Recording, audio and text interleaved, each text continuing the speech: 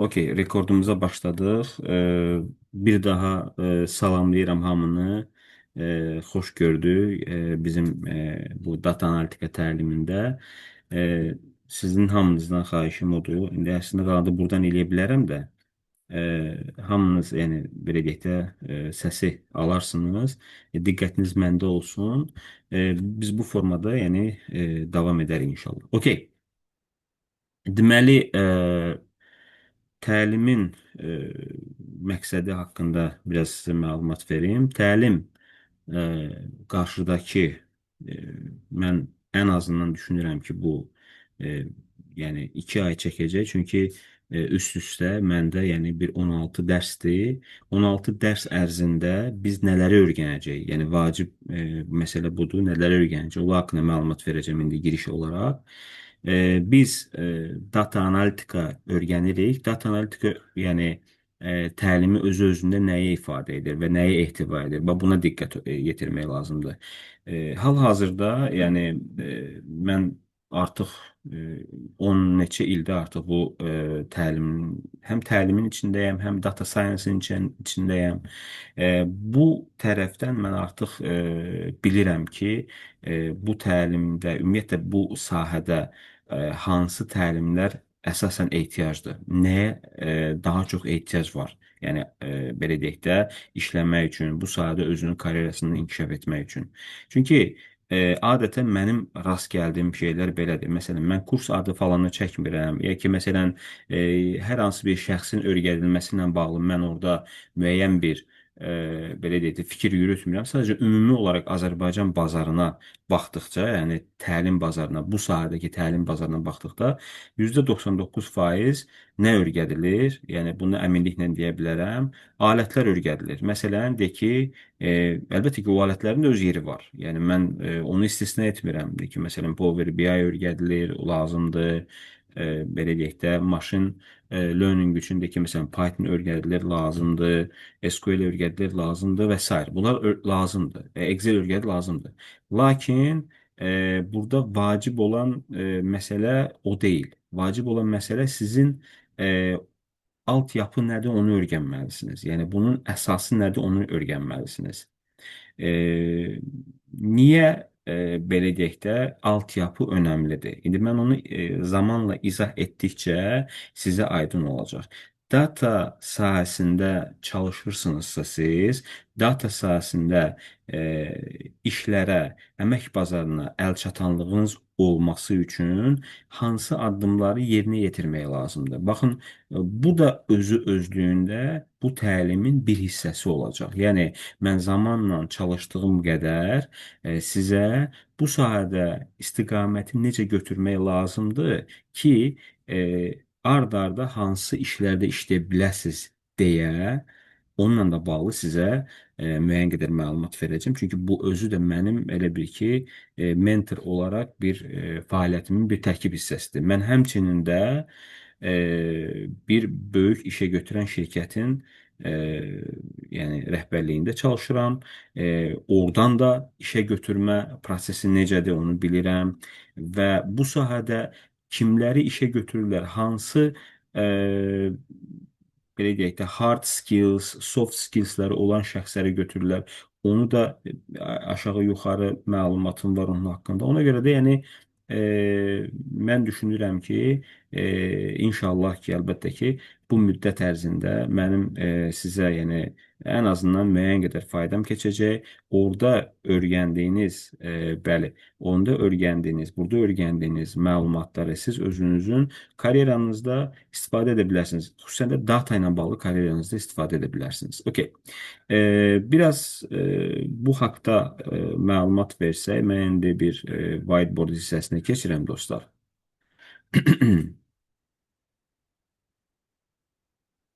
Okey. Ee, tamam. Okey. Deməli, bilirsiniz ki, deməli, data sahəsi, yəni data sahəsində müəyyən, deməli, e, belə deyək də, biliklər tələb olunur. Bu biliklər özü özlüyündə nəyi ifadə edir? Yəni, siz bu Venn diaqramını hamınız görmüsünüz də. Yəni belə bir diaqramı var. İlkin olaraq belə bir deməli e, dairə çəkirəm bir dəqiqə. Siz belə deyək də mausularla işləməsəniz mən daha rahat işləyə bilərəm dostlar. Okey? Okey. Deməli belə. E, Benim bu hissələri pozum. Okey. Demək, biz deməli data sahəsində çalışmaq üçün bizə hansı biliklər tələb olunur? Vacib olan nədir? Deməli, ilkin olaraq bizə vacib olan belə deyək də kompüter bilikləridir. Okay, mən bunu bu formada yazıram. Burada kompüter bilikləridir. Kompüter bilikləri deyərkən, yəni belə deyək də proqram təminatında işləmək bacarığı və belə deyək də proqram təminatından əlavə ümumən, yəni kompüter alqoritmləri ilə bağlı müəyyən qədər məlumatınız olmaq. Hə, bu o demək deyil ki, siz bu sahəyə başlayan kimi bunları bilməlisiniz və bu sizin üçün yəni kritik olaraq vacibdir. Xeyr, elə deyil. Bunlar zamanla inkişaf etdirilən sahələrdir və bunlar çox vacibdir. Kompüter bilikləri çox vacibdir. İkinci sahə, baxın, bu dərsdə, bu təlimdə keçdiyim, yəni data analitika, belə götürək də, mass and statistics, yəni deməli, bunun altındakı alqoritmlər nələrdir? Deyək ki, məsələn, siz müəyyən bir hipotez irəli sürürsünüz. Bu hipotezin irəli sürülməsində, yəni onun belə deyək də, məcmu təsəddüfi dəyişəndən biz danışırıqsa, hədəf kütləsindən biz danışırıqsa, hansı hədəf kütləsi üçün hansı hipotez irəli sürülməlidir və bu irəli sürülən hipotez necə, yəni support olunmalıdır, necə reject olunmalıdır və s. Bu onun elə bil ki, back mass hissəsini deyək də, bunun arxa riyaziyyat hissəsidir. Yəni düzdür. Bu hissəni də qeyd etmək istəyirəm ki, tamam, biz burada riyaziyyat belə fully keçməyəcəyik burada. Yəni ona ehtiyac yoxdur dostlar. Yəni mən burada sizi qoyacağam, yəni bir burada, nə bilim, yəni yox, məlumatlar verəcəm. Yəni müəyyən qədər bəzi şeylər haqqında məlumatlar verəcəm. Bu aydındır. Lakin alqoritmi əsas olaraq burada intuisiyanı sizə başa salacağım. Vacib olan odur. Üçüncü hissə isə dostlar, bax, üçüncü hissə domendir, okey? Domen. Okay. Domen hissə nə deməkdir? Domen hissə e, həm sahə ilə bağlı biliklər deməkdir. Sahə ilə bağlı biliklər deməkdir. Əgər siz hər hansı bir sahədə çalışırsınızsa, həmin sahə ilə bağlı bilikləri bilməlisiniz. Məsələn, deyək ki, mən adicə belə bir, yəni bir misal gətirim. Deyək ki, siz biostatistika sahəsindəki tip sahəsində çalışırsınız. Tip sahəsində çalışırsınızsa və sizin sahənizdə ki, məsələn, mən yəni atıram, talasemiya bir xəstəxana var da, bilirsiniz də Azərbaycanda, qanla bağlı olan xəstələrdir. Allah onlara şifa versin. Orada çalışırsınızsa, orada datanı analiz eləyirsinizsə, həmin sahə ilə bağlı bilikləriniz olmalıdır. Ümumiyyətlə talasemiya nədir? e, Qanla bağlı, xəstəliklə bağlı və s. və vilaxır çox informasiyanız olmalıdır. Demirəm, dəhşət informasiya, yəni həkim kimi olmalısınız. Xeyr. Amma müəyyən qədər sizin məlumatınız olmalıdır ki, o məlumat əsasında həmin sahə ilə bağlı bilikləri, yəni siz istifadə edərək neyniyəsiniz? O sahədə müəyyən bir proqnoz verə bilərsiniz. O sahədə müəyyən bir data analitika edə bilərsiniz. Okay? Bu hissə çox vacib. Ona görə mən baxın bu üç hissənin ortasında biz datanı öyrəniriksə və bu hissə bunun ortasıdsa datanı öyrəniriksə, bu üç hissə hamısı vacibdir. Və burada mən de ki bu hissəni deməli mass background and statistics və bir də yəni computer science öyrədəcəm əlbəttə ki. Computer science hamısı yox, yəni müəyyən qədər informasiya verəcəm əlbəttə ki. Bir də domen haqqında məlumat verəcəm. Domen bilikləri yenə dediyim kimi, hansı biliklərdir? Həmin sahə ilə bağlı deməli bilik və bacarıqlardır dostlar. İndi mən buradan qayıdıram yenidən sizlə bir tete-a-tet görüşüm. Deməli, gəlin belə deyək də, stop versək nə göstərəcək? Meeting. Okey. Meetingə keçdim. Buradan mən görünürəmmi yəni? Hər şey görünürmü? Düşünürəm ki, görünür. Okey. Görünürsün. Yəni, deməli, dostlar, yəni domen bilikləri deyərkən mən nəyi nəzərdə tuturam?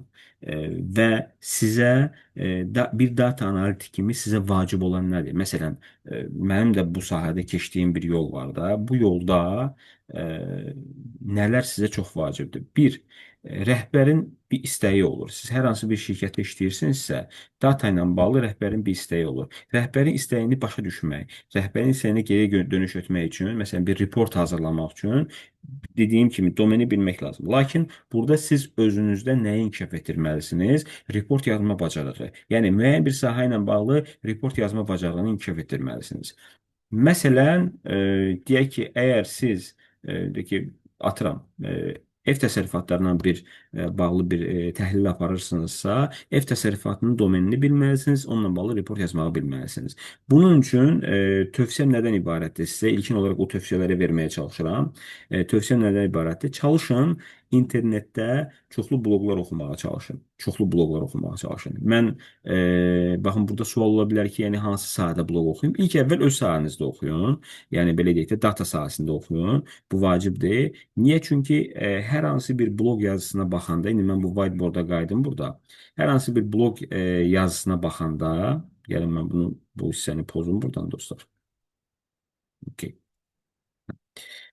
Okey. Blog yazısına baxanda görürsünüz orada bir problem qoyuluşu olur. Yəni əvvəlcədən bir problemin qoyuluşu olur. Mən onu indi burada biraz böyüdüm, yazmağa çalışacağım. Okey. Intro. Bu biraz görsənmədi. Okey. Birinci orada nə olur? Introduction. Okey. Niyə belə yazdı? Adətən belə yazmır. Okey. Burada yazmasanız daha yaxşı dostlar. Yazıram. Orada elə bir ki görünmür mənim yazdığım. Okey. Birinci olur nə? Introduction. Okey. Hər hansı bir introdan söhbət gedir. Introductiondan söhbət gedir. Bura desktop görsənmirdinizsə bizim. Bir dəqiqə təzədən bölüşüm. Mən paylaşdım. Deyəsən o whiteboard görsənmədi. Okey.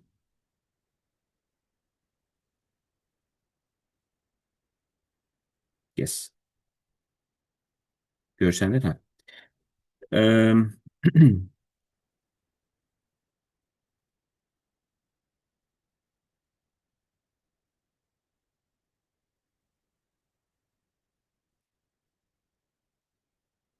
rəngini dəyişir. Hə. Olsun. Her dəfə rəngi dəyişir bunun. Okey, ilkin olaraq nə olur? Introduction olur. Hər hansı bir introduction olur. Yəni hər hansı bir introduction başlanğıcdır və tekstlə yazanda nəsə biraz belə qəribə gəldi buradan. Yəni tam olaraq yəni yazmadım. Bunun elə bir şey 100 eləsə nə olacaq? 128. Okey. Introduction görürsünüz belə kiçilir. Okey. Ha. Introduction. Introduction. İlkin o hissə introduction olur. Okay? Bu hissədə problemin qoyuluşu olur. Yəni de ki, məsələn, hər hansı bir məsələ ilə bağlı problemin qoyuluşu olur. Siz blog yazılarına baxsanız, hər hansı bir report yazılarına baxsanız görəcəksiniz orada. İkinci hissə overview olur. Okay? Overview. Overview problemin haqqında məlumat olur. Yəni introduction bunun girişi olur, overview onun haqqında məlumat olur. Sonra gəlir artıq body paragraf gəlir. Bu elə bil ki, şey kimidir də, yəni IELTS yazısı kimidir. Yəni tipi onun kimi belə bir şeydir. Burada da body paragraf olur. Body paragraf bir ədəd olmur. Yəni 1, 2, 3 ola bilər və s. Yəni body paragraf bir neçə ola bilər. Və orada problemin qoyuluşu olur. Düzgün yazılan reportda necə olur? Yəni body paragraflar yazılır, qoyulur bir-bir və həm sizin öz fikrinizi qoyursunuz burada, həm də qarşı tərəfin fikrini qoyursunuz. Ona görə yəni body paragraflar, yəni fikir versəniz orada bir qarşılıqlılar var. Məsələn, adam öz fikrini qoyur və qarşı fikri qoyur. Ona görə onların yazıları, onların reportları daha samballıdır. Və sonradan nə olur? Conclusion olur. Mən bunu çox uzatmaq istəmirəm. Çünki aşağı-yuxarı bütün belə deyək, reportlar bu formada olur. Siz bunları oxumaqla beyninizdə bir filtr yaratmış olursunuz. Yəni belə deyək də oxuduqca 1, 5, 10, 100 report oxuduqca, xüsusən məsələn mən tövsiyə edirdim ki, Medium-dan oxuyun.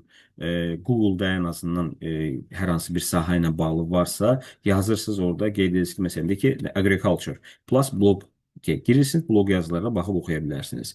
Bu sizdə nə yaradacaq? Siz deyəcəksiniz ki, tamam, mən bunu nə edirəm? Mən oxusam bu mənə nə verəcək?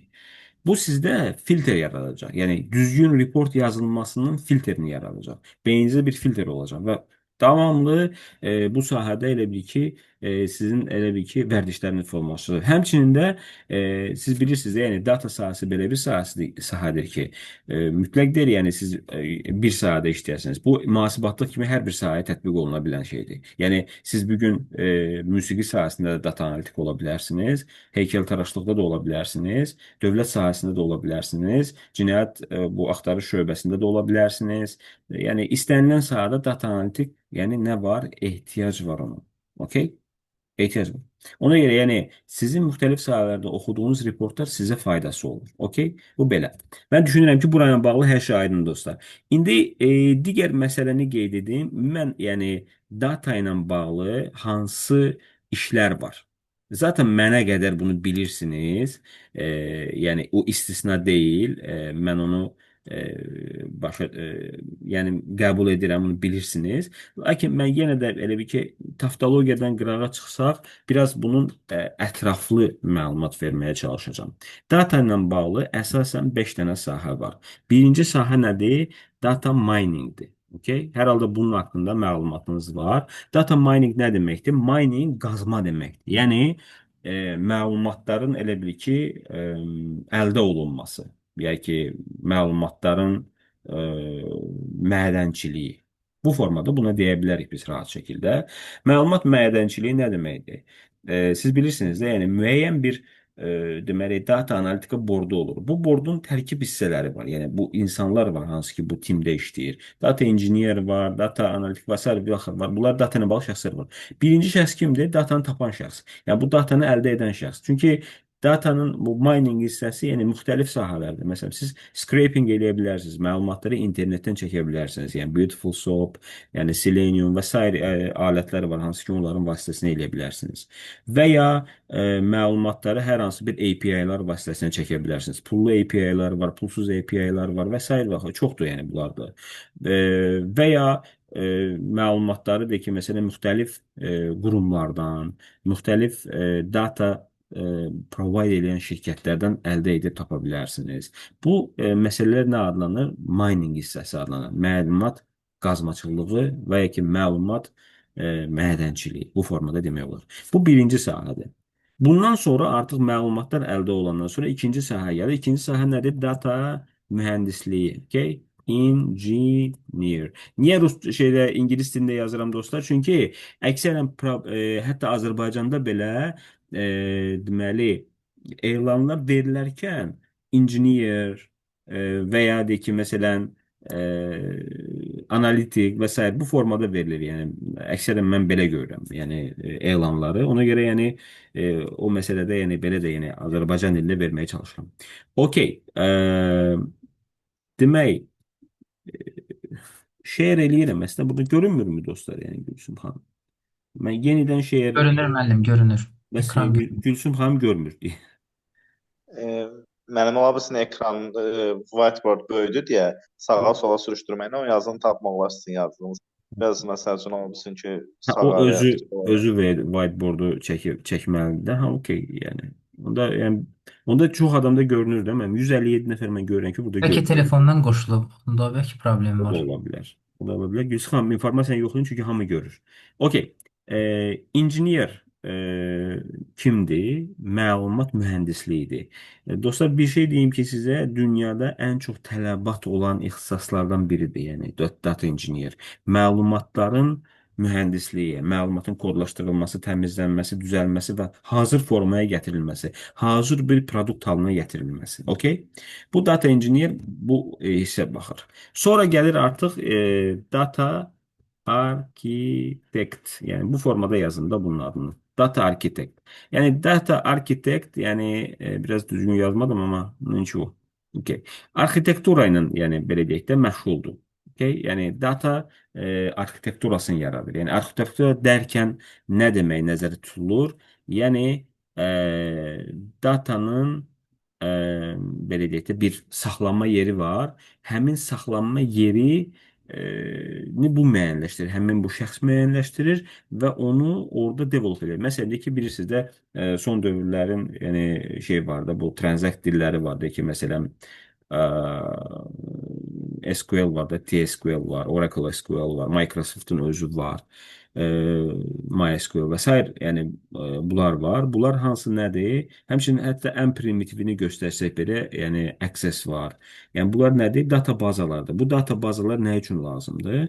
Siz hər hansı bir proje yerinə yetirərkən sizin belə deyək də düzgün strukturlaşdırılmış, baxın burada çox vacibdir, düzgün strukturlaşdırılmış data arxitekturanız olmalıdır.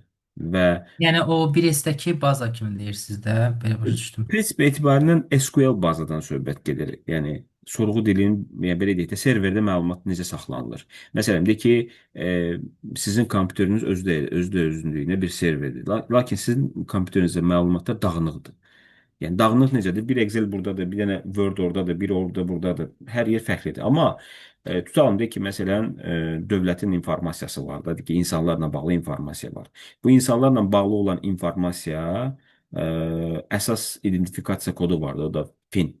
Yəni bir finə bağlıdır. Yəni bütün informasiyalar o finə bağlanır. O fin nədir? Deyək ki, müəyyən bir açardır. O açar vasitəsilə siz məlumatları çağırırsınız. Məsələn, şəxsin bioloji məlumatları, şəxsin deyək ki, işlə bağlı məlumatları, şəxsin cinayətlə bağlı olan məlumatlar, yəni belə deyək də kriminal məlumatları və s. Varmı, yoxmu, məhkumluğu varmı, yoxmu? Fin üzrə məsələn şəxsin nəyisə. Bunlar hamısı nədir? İnformasiyalardır. Bu informasiya bir yerdə toplanır və siz sorğu dilinə müraciət edib məlumatları əldə edə bilirsiniz. Bu yəni bunu kim edir? Yəni bunu arxitektor edir. Dördüncü şəxs data analitik, okay? Analitik. Data analitik kimdir? Necə olub sualının cavabını verən şəxsdir. Necə olub və necə ola bilər? Sualının cavabını verən şəxsdir. E, Data analitik belə deyək də, deskriptiv, preskriptiv, belə deyək də, prediktiv olmasa preskriptiv informasiyalara gəlib çıxır. Məsələn, müəyyən bir məsələ ilə bağlı, müəyyən bir obyektin dəyişənlərinə görə həmin obyekti təhlil edir. Onunla bağlı informasiya verir. Məsələn, deyək ki, ölkədə deyək ki, məsələn, orta aylıq əmək haqqı, məsələn, deyək ki, belə bir şeydən danışaq, o regionlar üzrə onu təhlil edir, regionlar üzrə onun gələcəklə bağlı proqnozunu verə bilər və s. Bilaxır. Okay? Bəli, yəni baza administratoru kimi də istifadə etmək olar və burada bir şey deyim. Hər bir peşə ilə bağlı dostlar, baxın, bunu sizin seçiminizdən çox şey asılıdır. Hər bir peşə ilə bağlı, baxın, burada məsələn data engineer-lə də bağlı danışırıqsa, data miner-lə danışırıqsa, data arxitektur, bunların hərinin özünün spesifik xüsusiyyəti var. Data arxitektor kimdir? Data arxitektor daha doğrusu yəni əmək bazarında necə dayanıqlıdır? Yəni ondan danışsaq, ən dayanıqlı peşələrdən biridir data arxitektor. Məsələn, məgər bir şirkət rəhbəriyəmsə, bir şirkətim varsa, bu şirkətdə bir data yaranırsa və mən bu data ilə bağlı bir arxitektura, bir server yaradırsam, bu serveri ya da datanı develop edən şəxs bir data arxitektordursa, məsələn, SQL developerdursa, o mənim bütün data ilə bağlı məlumatlarına hakim olduğu üçün mən onu niyə çıxarım ki işdən? Qalıb da orada. Yəni gedib təzəsini gətirsin, neyniyəcək? Təzəsini yığıb təzəsini düzəldəcək və bilməyəcək, qarışdıracaq və s. Ona görə Sualım hanım, üzr istəyirəm. Bu data arxitektorluğun bir proqramçılığa yaxınlığı və bağlılığı mı varmı? Yəni zərurətdirmi ki, məsələn, data arxitektoruna kimi çalışırıqsa və bəli. biz proqramlaşdırmanı bilməliyik. Belə bir şey varmı ki? Mən bildiyim qədərindən əsasən orada sizin bilməli olduğunuz tərəf yəni SQL proqramlaşdırma, daha doğrusu SQL sorğu dilidir. Bu da Developer sualın dediniz, ona görə soruşdum. SQL İçində developer nə dediniz. ola bilər? Bəzən görürsüz ki, SQL-in içində elə onun içində də proqnoz vermək olur. Müəyyən bir, yəni alətlər vasitəsilə içində indi Oracle SQL-i mən bilmirəm sözünüzü. O mənim sahəm deyil deyənə mən kiçik də olsa informasiya verməyə çalışıram ki, yəni əmək bazarında o nə qədər dayanıqlıdır. Yəni ən dayanıqlılardan biri odur, yəni ixtisas olaraq, yəni arxitektor, okey? E, bu şəxs yəni etməlidirmi? Xeyr, onun əsas işi deyil o.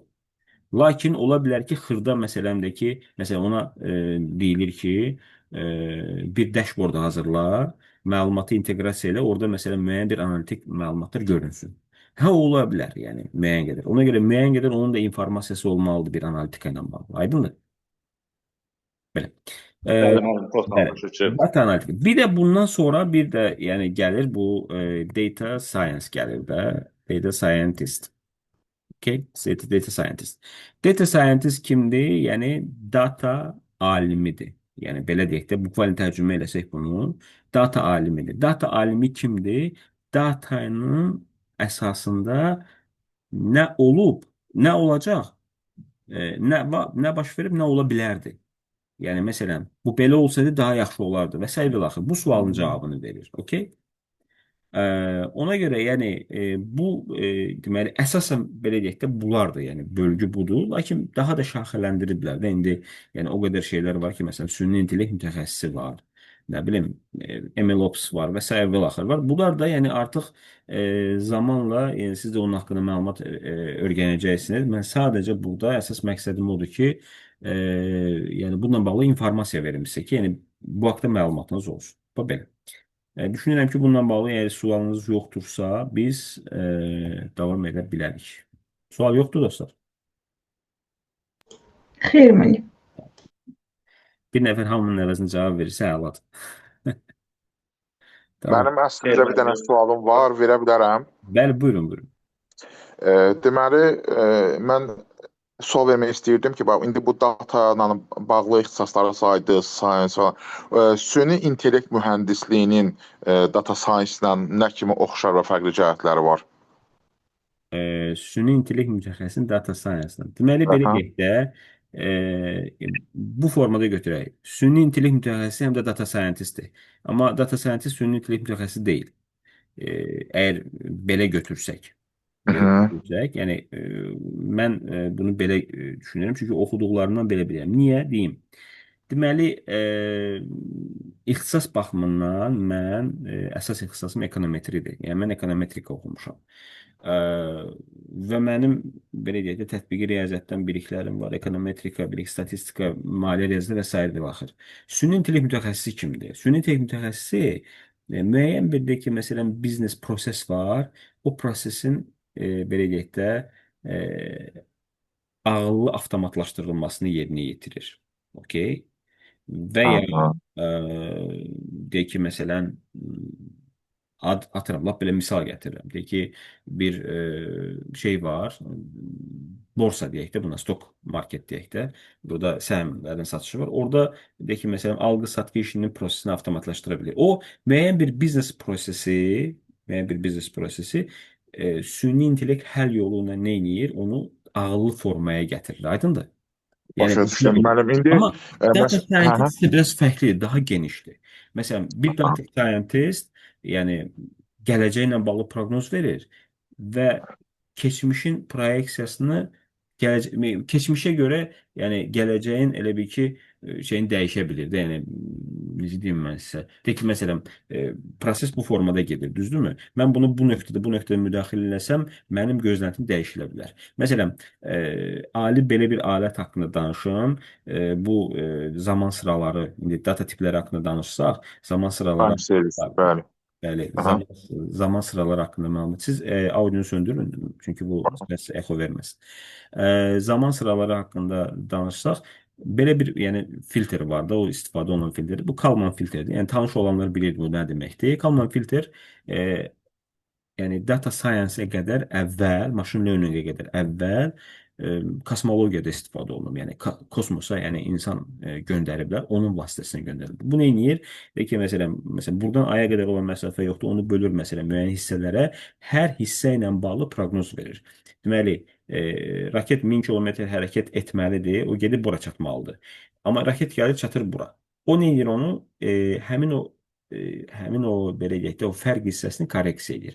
Korreksiya eləyə o vaxtı yəni 1969-cu ildə Neil Armstrongu yəni aya göndərdilər. Yəni bu Kalman filtr vasitəsilə. İndi hal-hazırda o tətbiq olunur nədə? Belə deyək də müəyyən bir deyək ki, kriptovalyuta olsun, müəyyən bir mal əmtəə və xidmətlərin olsun və ya ki, məsələn, müəyyən bir şirkətin səhmi olsun, məsələn, Apple şirkətin səhmi olsun, onun proqnozu üçün istifadə olunur. Görürsünüz,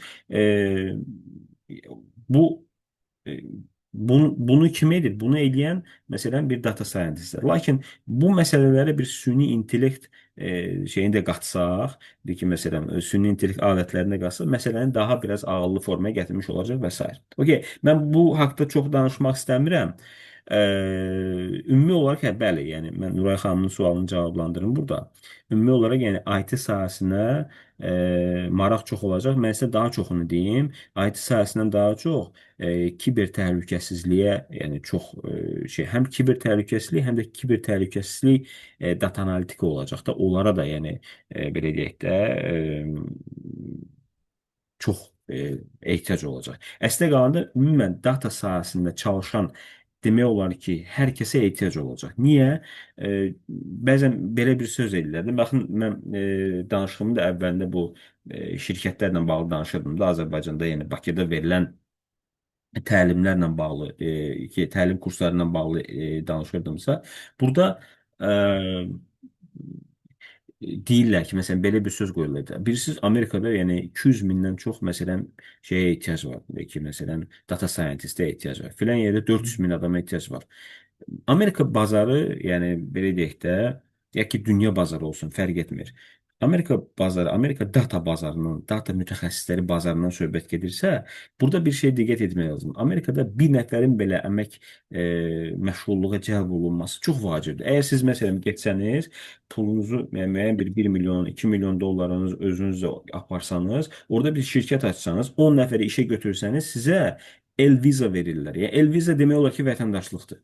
Yəni siz 10 dənə iş yeri açın, sizə artıq vətəndaşlıq verirlər. Yəni onlar üçün o qədər əhəmiyyətlidir, yəni əmək bazarının boşluğunun doldurulması. Ola bilərmi ki, 200 min nəfər adam boş olsun orada, yəni iş yerləri olsun, burada işçi tapa bilməsinlər. Amerika kimi bir yerdə, o qədər bir gözəl universitetlər olan yerdə. Məsələ odur ki, bu çətindir. Çətin olduğu üçün işçi tapa bilmirlər. Yəni o boşluq var orada. Mən istisna etmirəm. Amma çətin olduğu üçün onu tapa bilmirlər. Çətin olduğu üçün o adamlar yoxdur. Bilirsiniz, yəni indi baxın burada inşallah ki, əlbəttə, yəni data aid olan hər sahə. Bu öyrəndikcə özünüz görəcəksiniz ki, bunun içi mürəkkəbdir, çətindir. Lakin belə deyək də, mənim artıq bu il 44 yaşım olacaq. Mən özümə, yəni belə deyim, sağlamlığım imkan verdiyi təqdirdə bu sahədə pensiya falan gözləmirəm. Qətiyyən. Mən çıxsam ürəyim partlayar. Elə şey olar. Mən o qədər bunu sevirəm bu sahəni. Aydındır? Bu o qədər gözəl sahədir. Bu qədər yaxşı sahədir. Bu o qədər inkişafı olan sahədir. Birinci elmlə məşğul olursunuz, beyin inkişaf edir, yəni. İkinci də ki, yəni bu sahə, yəni hər gün maraq var burada. Aydındır? Hər gün maraq var. Okey. Gəlin davam edək dostlar. Mən şeyi açdım buradan, yəni bir screen paylaşımı eləyim. Buradan share verək. Okey. Good. Buradan davam edək dostlar. Gülsüm xanım burada qoşulur çıxır. O desəm nəsə problemi var, onun qoşula bilmir.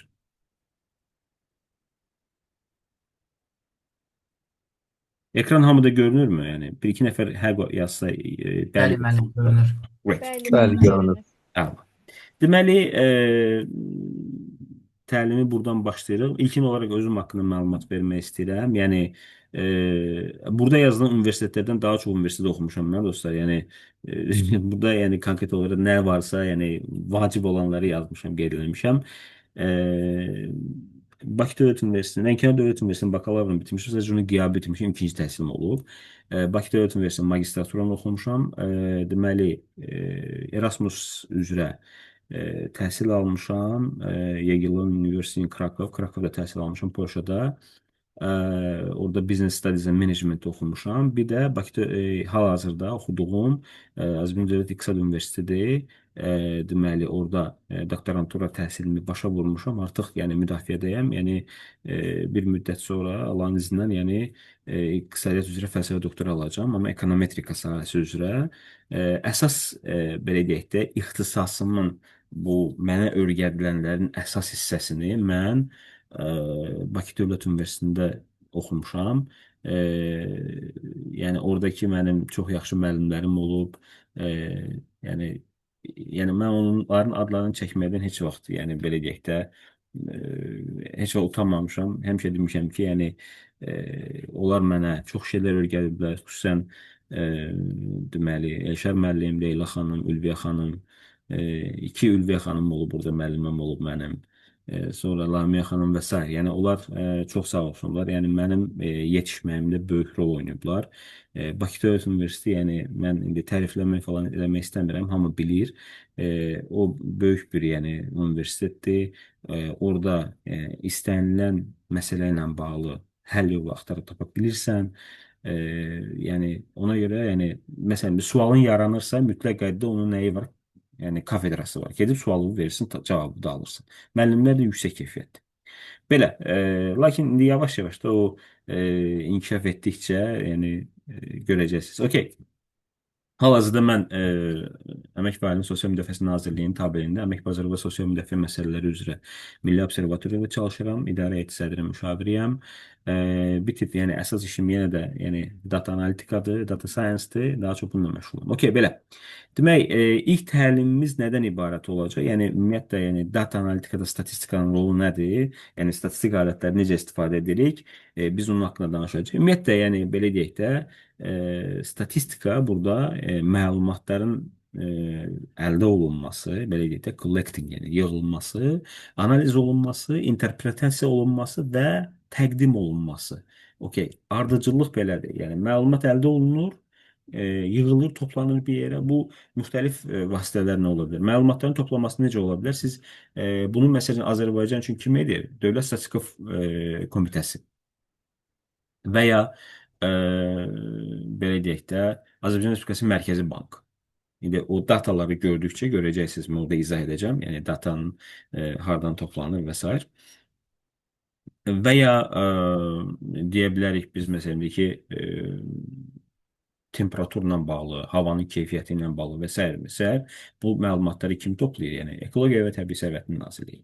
Və ya ki, məsələn, MOBESE kameralar, yollardakı o vəziyyət, maşınların hərəkəti, nəqliyyat və s. və hamısının məlumatı kim toplayır? Yəni bizim yəni Rabitə və Rabitə Nazirliyi və s. Yəni bu məlumatların toplayan bir kimlər var?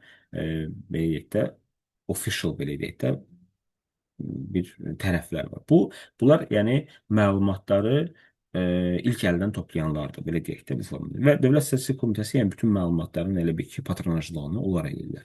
Lakin bir məsələ var burada. Bir də yəni belə deyək də şey olmayan məlumatlar var da. Onlara bir var ki, məsələn, konkret olaraq mərkəzləşmiş məlumat tipləri var, hansı ki, bunlar dövlətin təmin etdiyi var. Bir də var ki, strukturlaşdırılmamış, mərkəzləşdirilməmiş məlumat tipləri var. Məsələn, siz saytdan məlumat çəkirsiniz. Yəni ki, məsələn, Job Search var da, belə bir yəni sayt var. O saytdan siz məlumat çəkirsiniz. O məlumatı necə adlanır o məlumat? Məlumat strukturlaşdırılmamış bir məlumatdır. Onu web scrolling vasitəsilə çəkdiniz, JSON-da düzəltdiniz, bir yəni formaya gətirdiniz, atdınız, yəni Python-da istifadə edirsiniz. Bu nədir? Yəni konkret olaraq yəni belə deyək də claim olunmamış məlumat. Oradadır. Düzdür, claim olunmuş məlumat sadəcə siz onu bir şəkildə API və s. vasitəsilə çəkirsiniz. Başqa məlumat yəni mənbələri də var. Yəni məsələn ki, məhdud belə deyək də auditoriyası olan məlumatlar var, məhdud olmayan auditoriyası olan məlumatlar var. Məsələn, siz finlərlə bağlı məlumat olmayacaqsınız. Çünki bu finlə olan məlumatlar, yəni dövlətin nisarında olan məlumatlar da insanlarla bağlı məlumatlardır. O məlumatlar sizdə olmaya bilər. Və s. və axır. Okay? Məlumatların yəni əldə edilməsi budur. Və bu işləri görən kimdir? Minerdir də bildiyiniz kimi.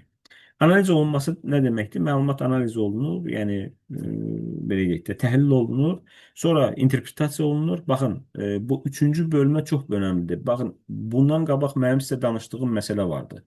Dedim ki, domen biliyi vacibdir, report oxumaq vacibdir. Reportu niyə oxuyursunuz? Məlumatı interpretasiya edə biləsiniz deyə. Yəni interpretasiya edə bilməsəniz, əldə etdiyiniz bu bir deyək ki, məsələn, bir qrafik informasiyadır. Ha, tamam, cinslər üzrə yaş bölgüsü və s. və axır. Ya onu necə interpretasiya edəcəksiniz? Orada artıq interpretasiya qabiliyyətiniz olmalıdır. Bu da necə formalaşır?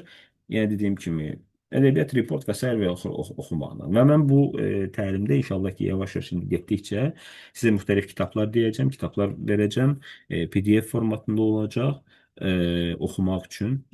Mən özüm də belə deyək də zamanla onlardan istifadə edirəm. Yəni özüm, yəni kifayət qədər çoxlu kitablarım var. Bir deyil, iki deyil. Zamanla oxuyuram, istifadə edirəm. Yəni kitab oxumaq, yəni belə deyək də bu sahədə kitab oxumaq sizin bilik və bacarıqlarınızı artıracaq.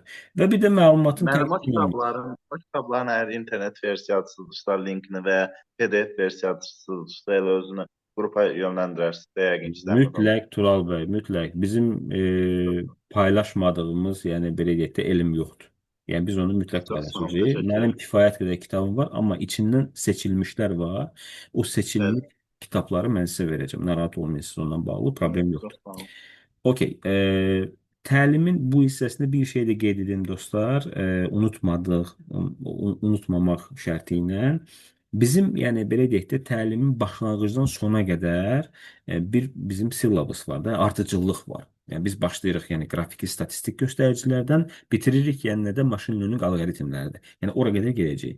Lakin ortada bir dənə təlimimiz var, Power BI təlimi. Dostlar, Power BI təlimi olacaq. Onu inşallah ki, indi biz danışmışıq, bizim mənlə birlikdə, yəni Nəsib bəy var, o tədris eləyəcək.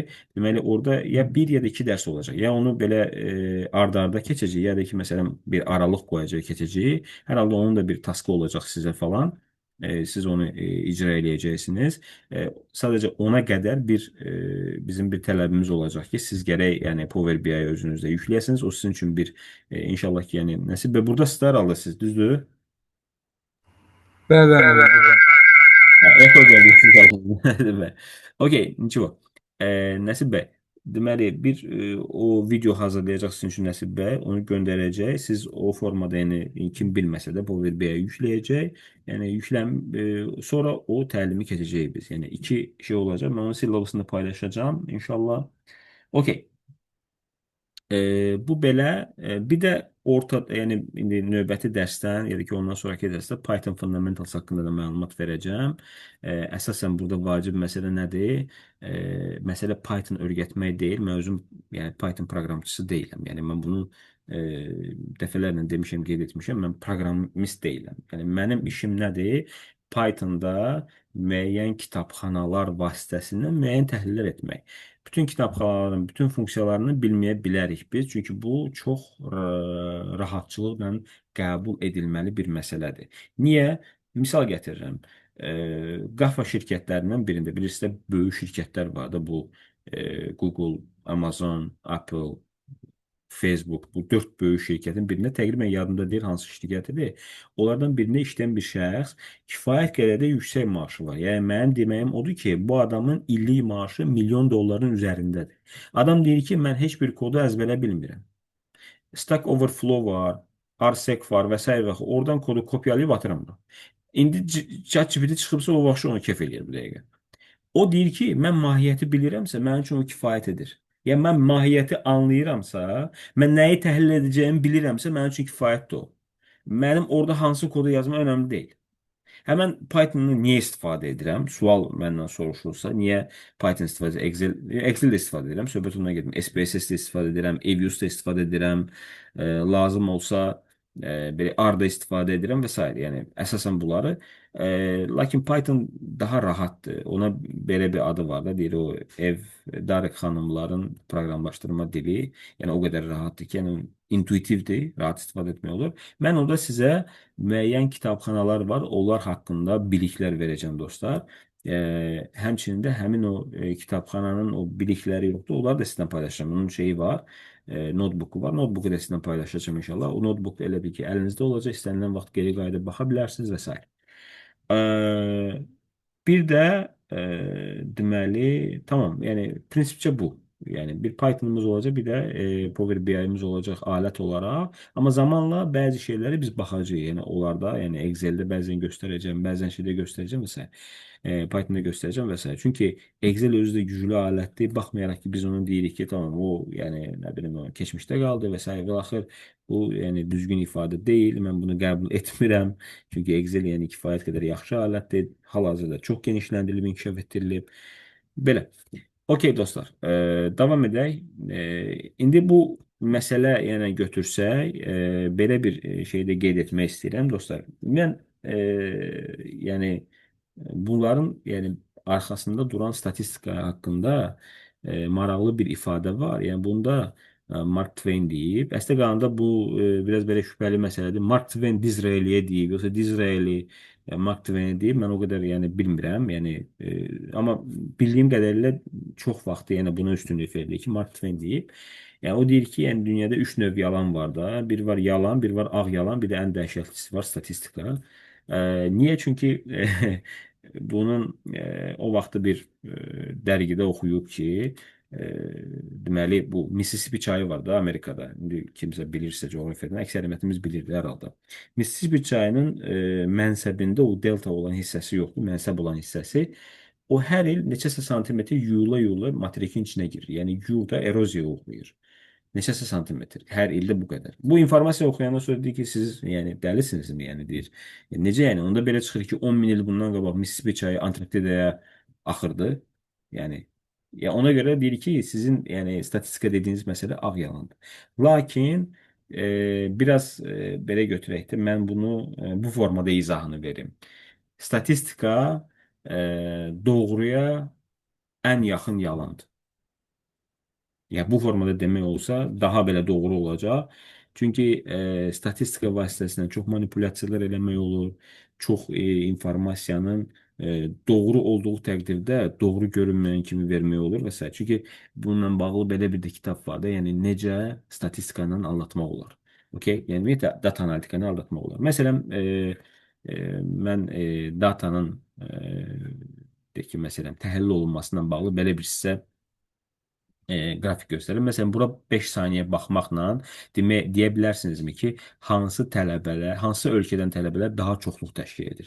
Biz bu informasiyanı algılaya bilmirik. Çünki bu informasiya müəyyən bir sayı olaraq verilib, biz bunu görə bilmərik, yəni buradakı. Lakin bu məlumatı strukturlaşdıranda, bu formaya gətirəndə, onu bir frequency table formasına gətirəndə artıq bizim üçün rahat olur onu oxumaq. Yəni buradan biz avtomatik bilirik ki, ən çox hansıdır Çindir, ən az hansıdır Pakistan və İsveçdir.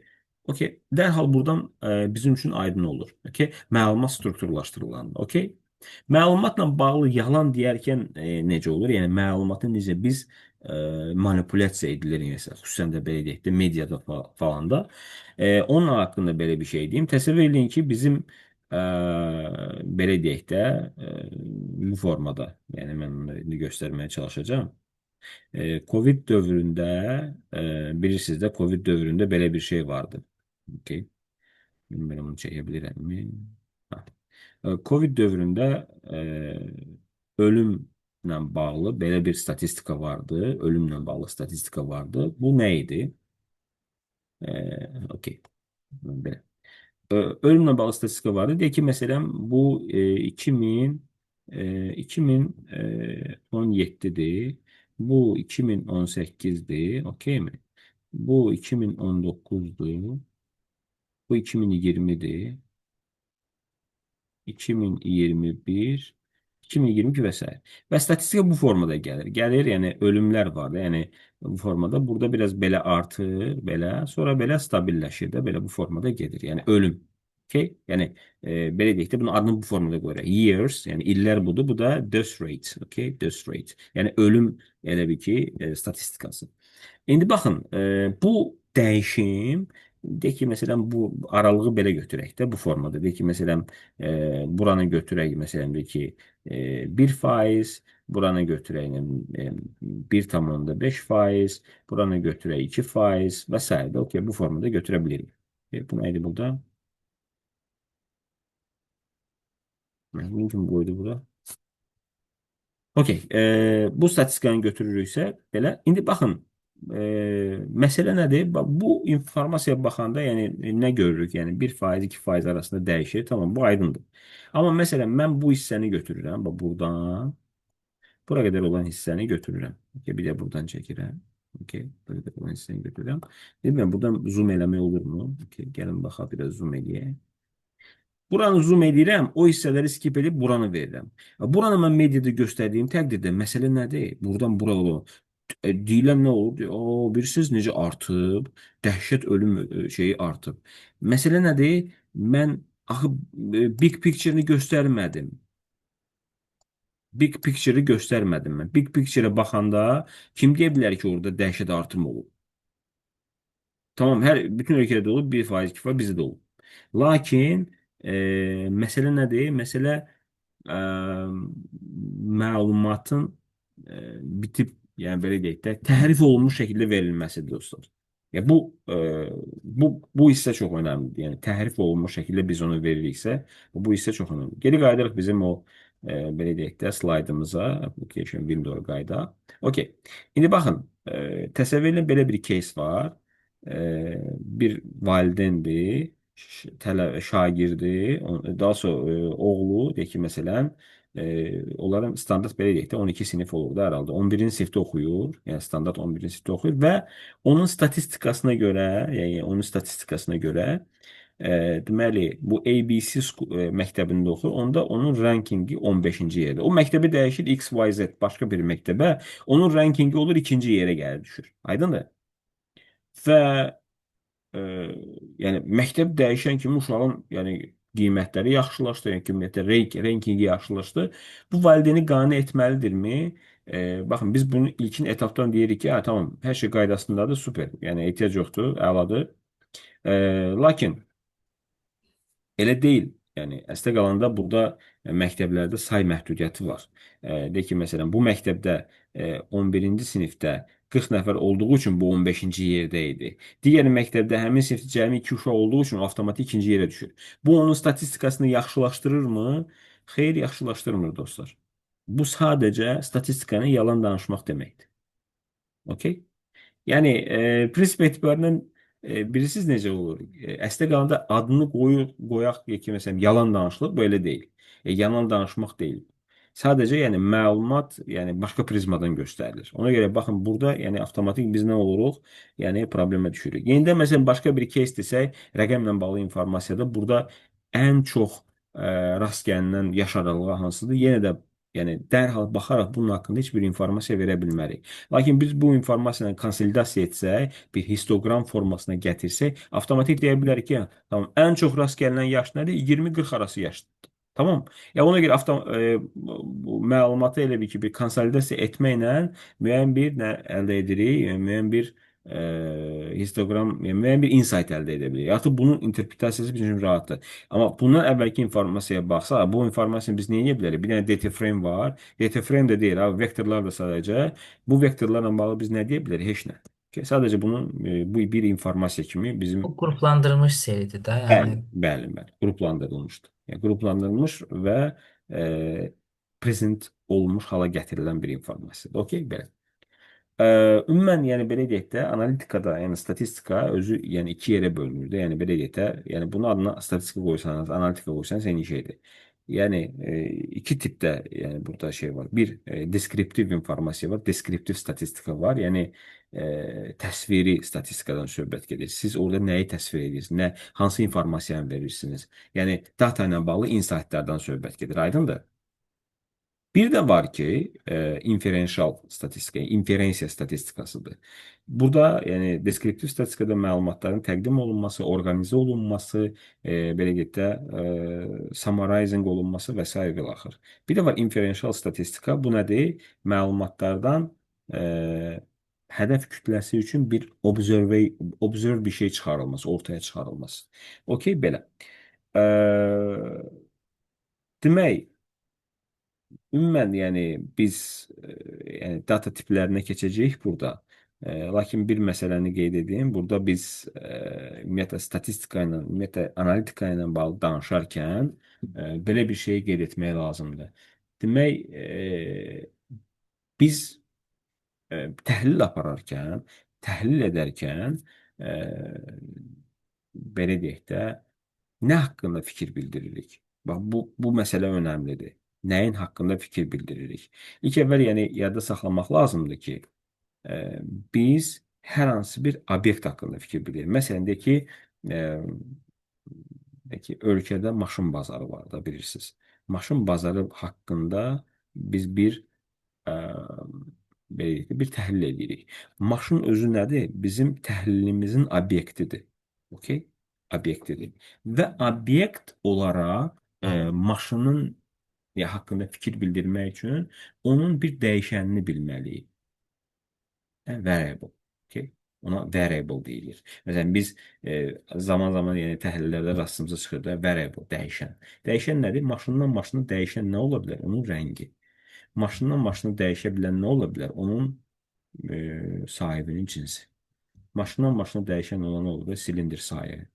Nə bilim, ə, nə qədər benzin yandırır hər 100 kilometrə, uzunluğu nə qədərdir, çəkisi nə qədərdir, ili neçədir və s. və axır. Bunlar nədir? Onun dəyişənləridir. Onun haqqında belə deyək də, dəyişənlərdir. Və bu dəyişənlər belə deyək də, maşından maşına fərqlənir. İnsanla bağlı, əgər sizin təhlilinizin obyekti insandırsa, İnsanla bağlı dəyişənlər var. Məsələn, insanın gözünün rəngi, yaşı, cinsi, boyu, çəkisi, əm, e, sosial statusu, cinsi, sonra hansı regiondan olması və s. və axı bunlar hansı nədir? Hə tamam, bəli, əlbəttə ki, features deyə bilərik. Yəni bu da yəni belə deyək də xüsusiyyətlərdir. Amma daha belə deyək də ümumiləşdirilmiş formada danışanda bunlara deyilir variables, okay? Yəni ki, variables. Bilmirəm nə o vurğu hara düşür? Variable, it's up to you. Okay.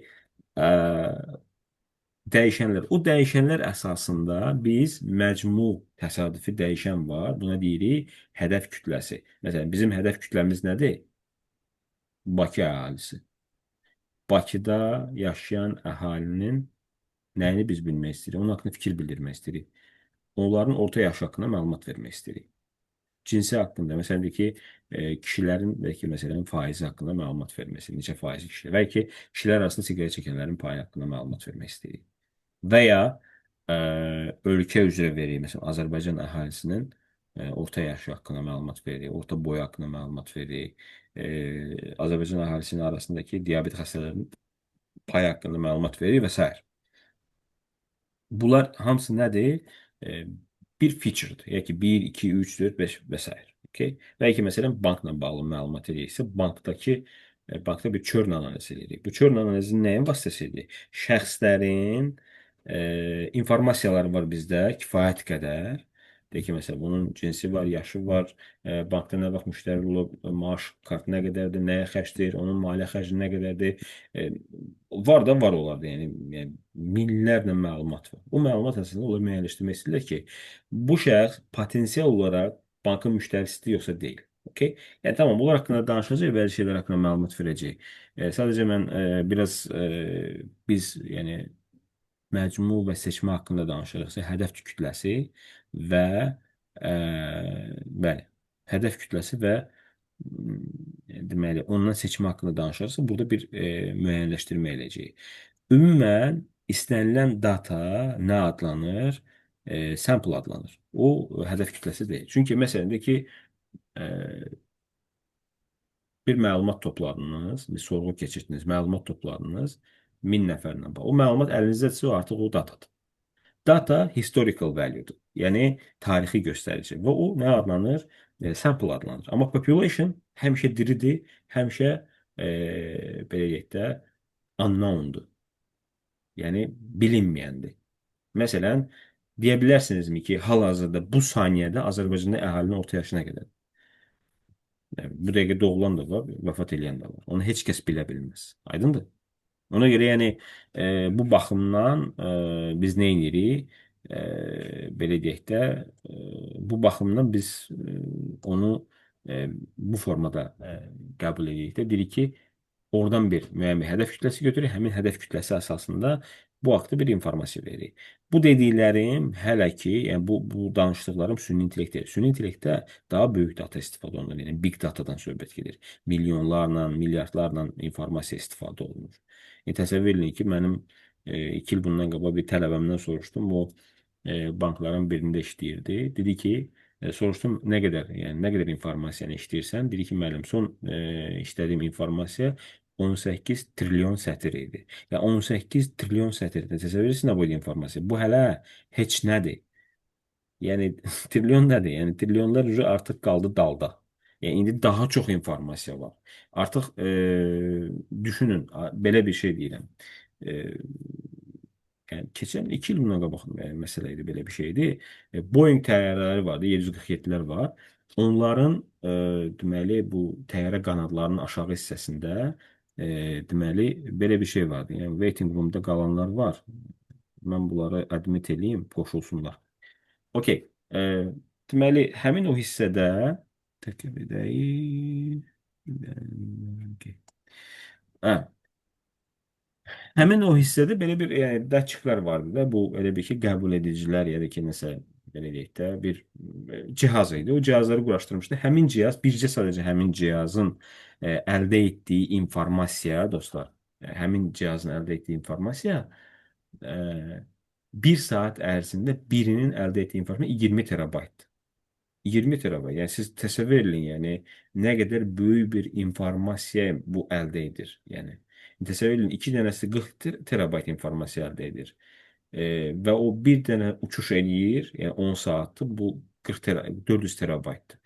Bu məlumatlar harda olmalıdır dostlar? Baxın, bayaq o danışdığım şey haqqında sizə data arxitektorun haqqında məlumat verdim sizə. Dedim ki, onun işi nədir? Bazalar yaratmaq, məlumatların deplolanmasıdır.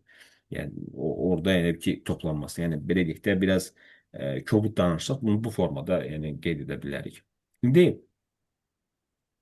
o bu informasiyaların bu qədər çox olması, yəni təsəvvür edin, yəni 2010 bəli, əlbəttə ki 2010 neçənci ilə qədər aldı? 2002-ci ilə qədər, 2005-ci ilə qədər təqribən yadımda deyil. Ora qədər olan informasiya 2 zettabayt idi, səhv etmirəmsə, yoxsa petabaytdır, belə bir şeydir. Yəni insanlığın yaratdığı bütün informasiya. İndi 185-dir.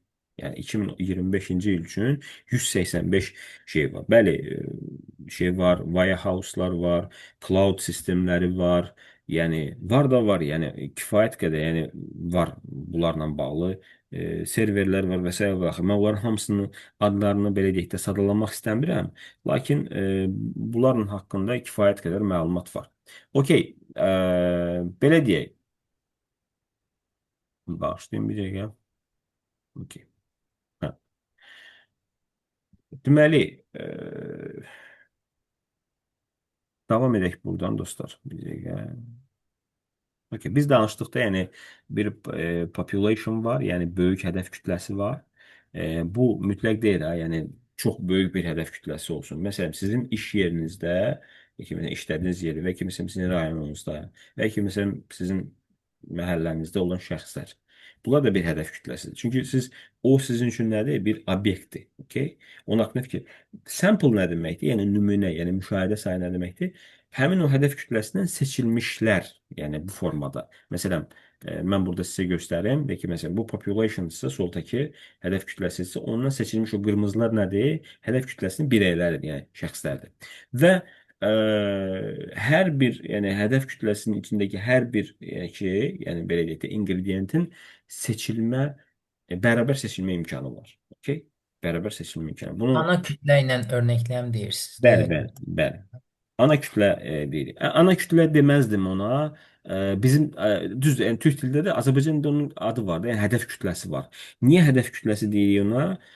Baxın dostlar, biz müxtəlif sahələrdə çalışa bilərik. Məsələn, hal-hazırda mənim çalışdığım sahə tamam, indi burada nə qədər olacamsa, o yəni belə deyək də e, onun onu mən bilmirəm. Yəni bəlkə indi sonra başqa bir sahəyə keçdim, o sahədə çalışdım və s. Bu yəni həyatda keçid edirsən, burada işləyirsən, orada işləyirsən və s. Hal-hazırda çalışdığım sahə əsas işimiz nədir bizim? Bizim işimiz sorğulardır və data təhlilləridir əlbəttə ki. Sorğular nədir? İlkin əl informasiyadır. Yəni ilk əldən etdiyim informasiya. Müəyyən bir sorğu keçirirəm. Baxın, mən sizdən sorğu keçirmişəm. O sorğudan əldə etdiyim nəticələr var. Okay? İnşallah qismət olsun, onları təhlil etmək istəyirəm. Oradakı yəni yazdığınız sözlərin yəni bir təhlilini eləmək istəyirəm. Və zaten onunla bağlı, yəni bu bazarla bağlı informasiyam olacaq mənim də. İnşallah ki, sizinlə də paylaşaram eləyəndən sonra. Sorğular nədir? Yəni konkret olaraq bir hədəf kütləsinə bir yönəlmiş bir belə deyək də strukturlaşdırılmış və ya strukturlaşdırılmamış suallardan ibarət olan bir araşdırmadır. Siz araşdırma nə edirsiniz? Məsələn, ilkin informasiyanı toplayırsınız, onunla bağlı nə edirsiniz? Belə deyək də onu təhlil edirsiniz, təhlil aparırsınız. Məsələn, bununla bağlı informasiya versəm sizə belə bir şey deyim. De ki, sorğular məsələn iki tipdə olur. De ki, məsələn, keyfiyyət sorğuları var, kəmiyyət sorğuları var. Keyfiyyət sorğuları daha çox şəxslərlə edilir.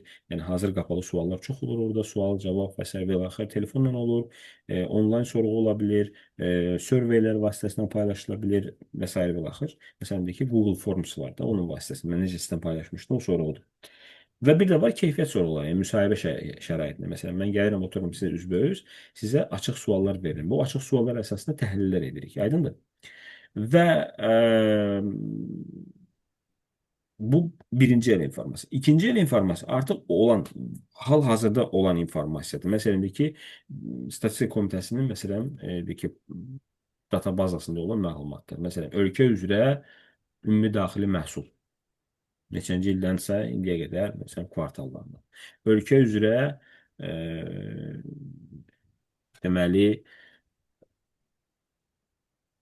Consumer Price Index nə deyir ona? İstehlakçı qiymətləri indeksi. Onun məsələn ki, bir ardıcıl olaraq, məsələn, aylar üzrə göstəricidir. Məsələn, məndə o datalar var. O datalarla bağlı sizə məlumat verəcəm. Okey. Ümumiyyətlə, yəni belə deyək də, siz təhlil edərkən datanı doğru seçməlisiniz. Sampling proses çox vacibdir. Tamam, hal-hazırda çox yaxşı alətlər var. Məsələn, deyək ki, elə götürə bilərik, Python-u məsələn götürə bilərik. Yəni random sampling verir, siz konkret olaraq proporsionallaşdırılmış şəkildə məlumatları ala bilərsiniz. Yəni belə deyək də, siz deyirsiniz ki, cinsə görə, yəni proporsional cinsə görə, yəni population'ın içindəki cinslərin nisbətinə görə ondan sampling elə, regiona görə elə, yaşa görə elə və s. və axı sizə bərabər proporsionallaşdırmış, yəni hədəf kütləsinin içindəki saya müvafiq olaraq sizə sample say verir. Okay? Hal-hazırda var belə bir şey. Amma əvvəl belə şeylər olmayıb da. Lakin bir məsələni də qeyd etmək istəyirəm ki, əgər sizin sampling sayınız doğru olmasa, məsələn, deyək ki, siz deyək ki, bu region, burada məsələn ki, məsələn Bakıda evlərlə bağlı, məsələn ki, müəyyən bir evlərlə bağlı siz qiymət analiz edib və onunla bağlı bir fikir bildirmək istəyirsiniz. Siz ancaq yeni tikililəri götürürsünüz, misal üçün də, və deyirsiniz ki, Azərbaycanda, məsələn, Bakıda evlərin orta qiyməti budur.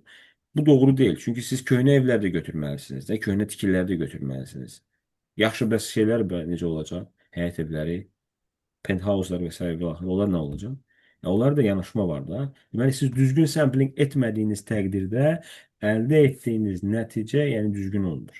Ona görə yəni düzgün sampling etmək lazımdır. Və bununla bağlı belə bir misal qeyd etmək istəyirəm. Deyək ki, məsələn, 1936-cı ildə bilirsiniz də presidential election, yəni prezident seçkiləri olub, yəni Amerikada. Bilməm, yəni o vaxtınla bağlı, tarixi ilə bağlı informasiyanız varsa, 1929-33-cü illərdə böyük, yəni belə deyək də krizis deyirlər, onu böhran oldu. Big crisis deyirlər ona. Great crisis deyirlər ona. Oldu. O Amerikada tələbin yəni ki, məsələn, düşməsi ilə oldu. Təsəvvür edin, təklif var. O qədər mal, əmtəə və xidmətə hissəsi olub, bunu alan yoxdur. İnsanlarda pul yoxdur. Okay? Və çox böyük bir böhran oldu. O böhranın öhdəsindən gələn kim oldu? Franklin Delano Roosevelt. Onların desəm, ondan başqa yoxdur. 4 dəfə prezident seçilib. O deməli o böhranın öhdəsinə gəldi. Necə gəldi? O vaxtı bir iqtisadçı alim, yəni çox yaxşı bir təklif irəli sürdü. John Maynard Keynes. Bununla bağlı bəzi şeyləri qeyd etmək istəyirəm dostlar. Onun verdiyi təklif əsasında tələbin dövlət tərəfindən kontrol olunması nəticəsində nə baş verdi? Yəni ölkə o krizdən çıxdı. Tamam, bu başqa bir temadır. Sadəcə bu wrong sampling necə olub? 36-cı il yenə də prezident seçkiləri başladı. Bu desən artıq ikinci dəfə prezident seçkiləri idi. Franklin Delano Roosevelt'in səhv etmirəmsə, o bir də desən orada Lyndon Johnson vardı, bilməm kimdirsə, o da elə bir digər partiyadandır. Onlar belə bir sorğu keçirdilər. Literary Digest vasitəsilə 10 milyon şəxsə mail göndərdilər. İndi sual verməyin ki, orada yəni elektron mail yox idi. Yəni kağız mail, yəni belə deyək də məktub. 10 milyon şəxsə məktub yazıb göndərdilər. Təsəvvür edin. Və onların fikrini öyrənmək istədilər. Amerika vətəndaşlarının fikri öyrənmək istədilər ki, həqiqətən siz kimə səs verəcəksiniz? Və cavab gəldi 10 milyona. 2 milyon yarım cavab gəldi. O şəxslərin içində əksəriyyət dedi ki, biz opozisiyada da kimdir? Yəni Roosevelt'in opozisiyoneri kimdir? Ona səs verəcəyik biz. Deməli, nəticədə nə oldu? Yenə də Roosevelt seçildi dostlar. Məsələ nədir? Burada bir dəqiqə başlayın.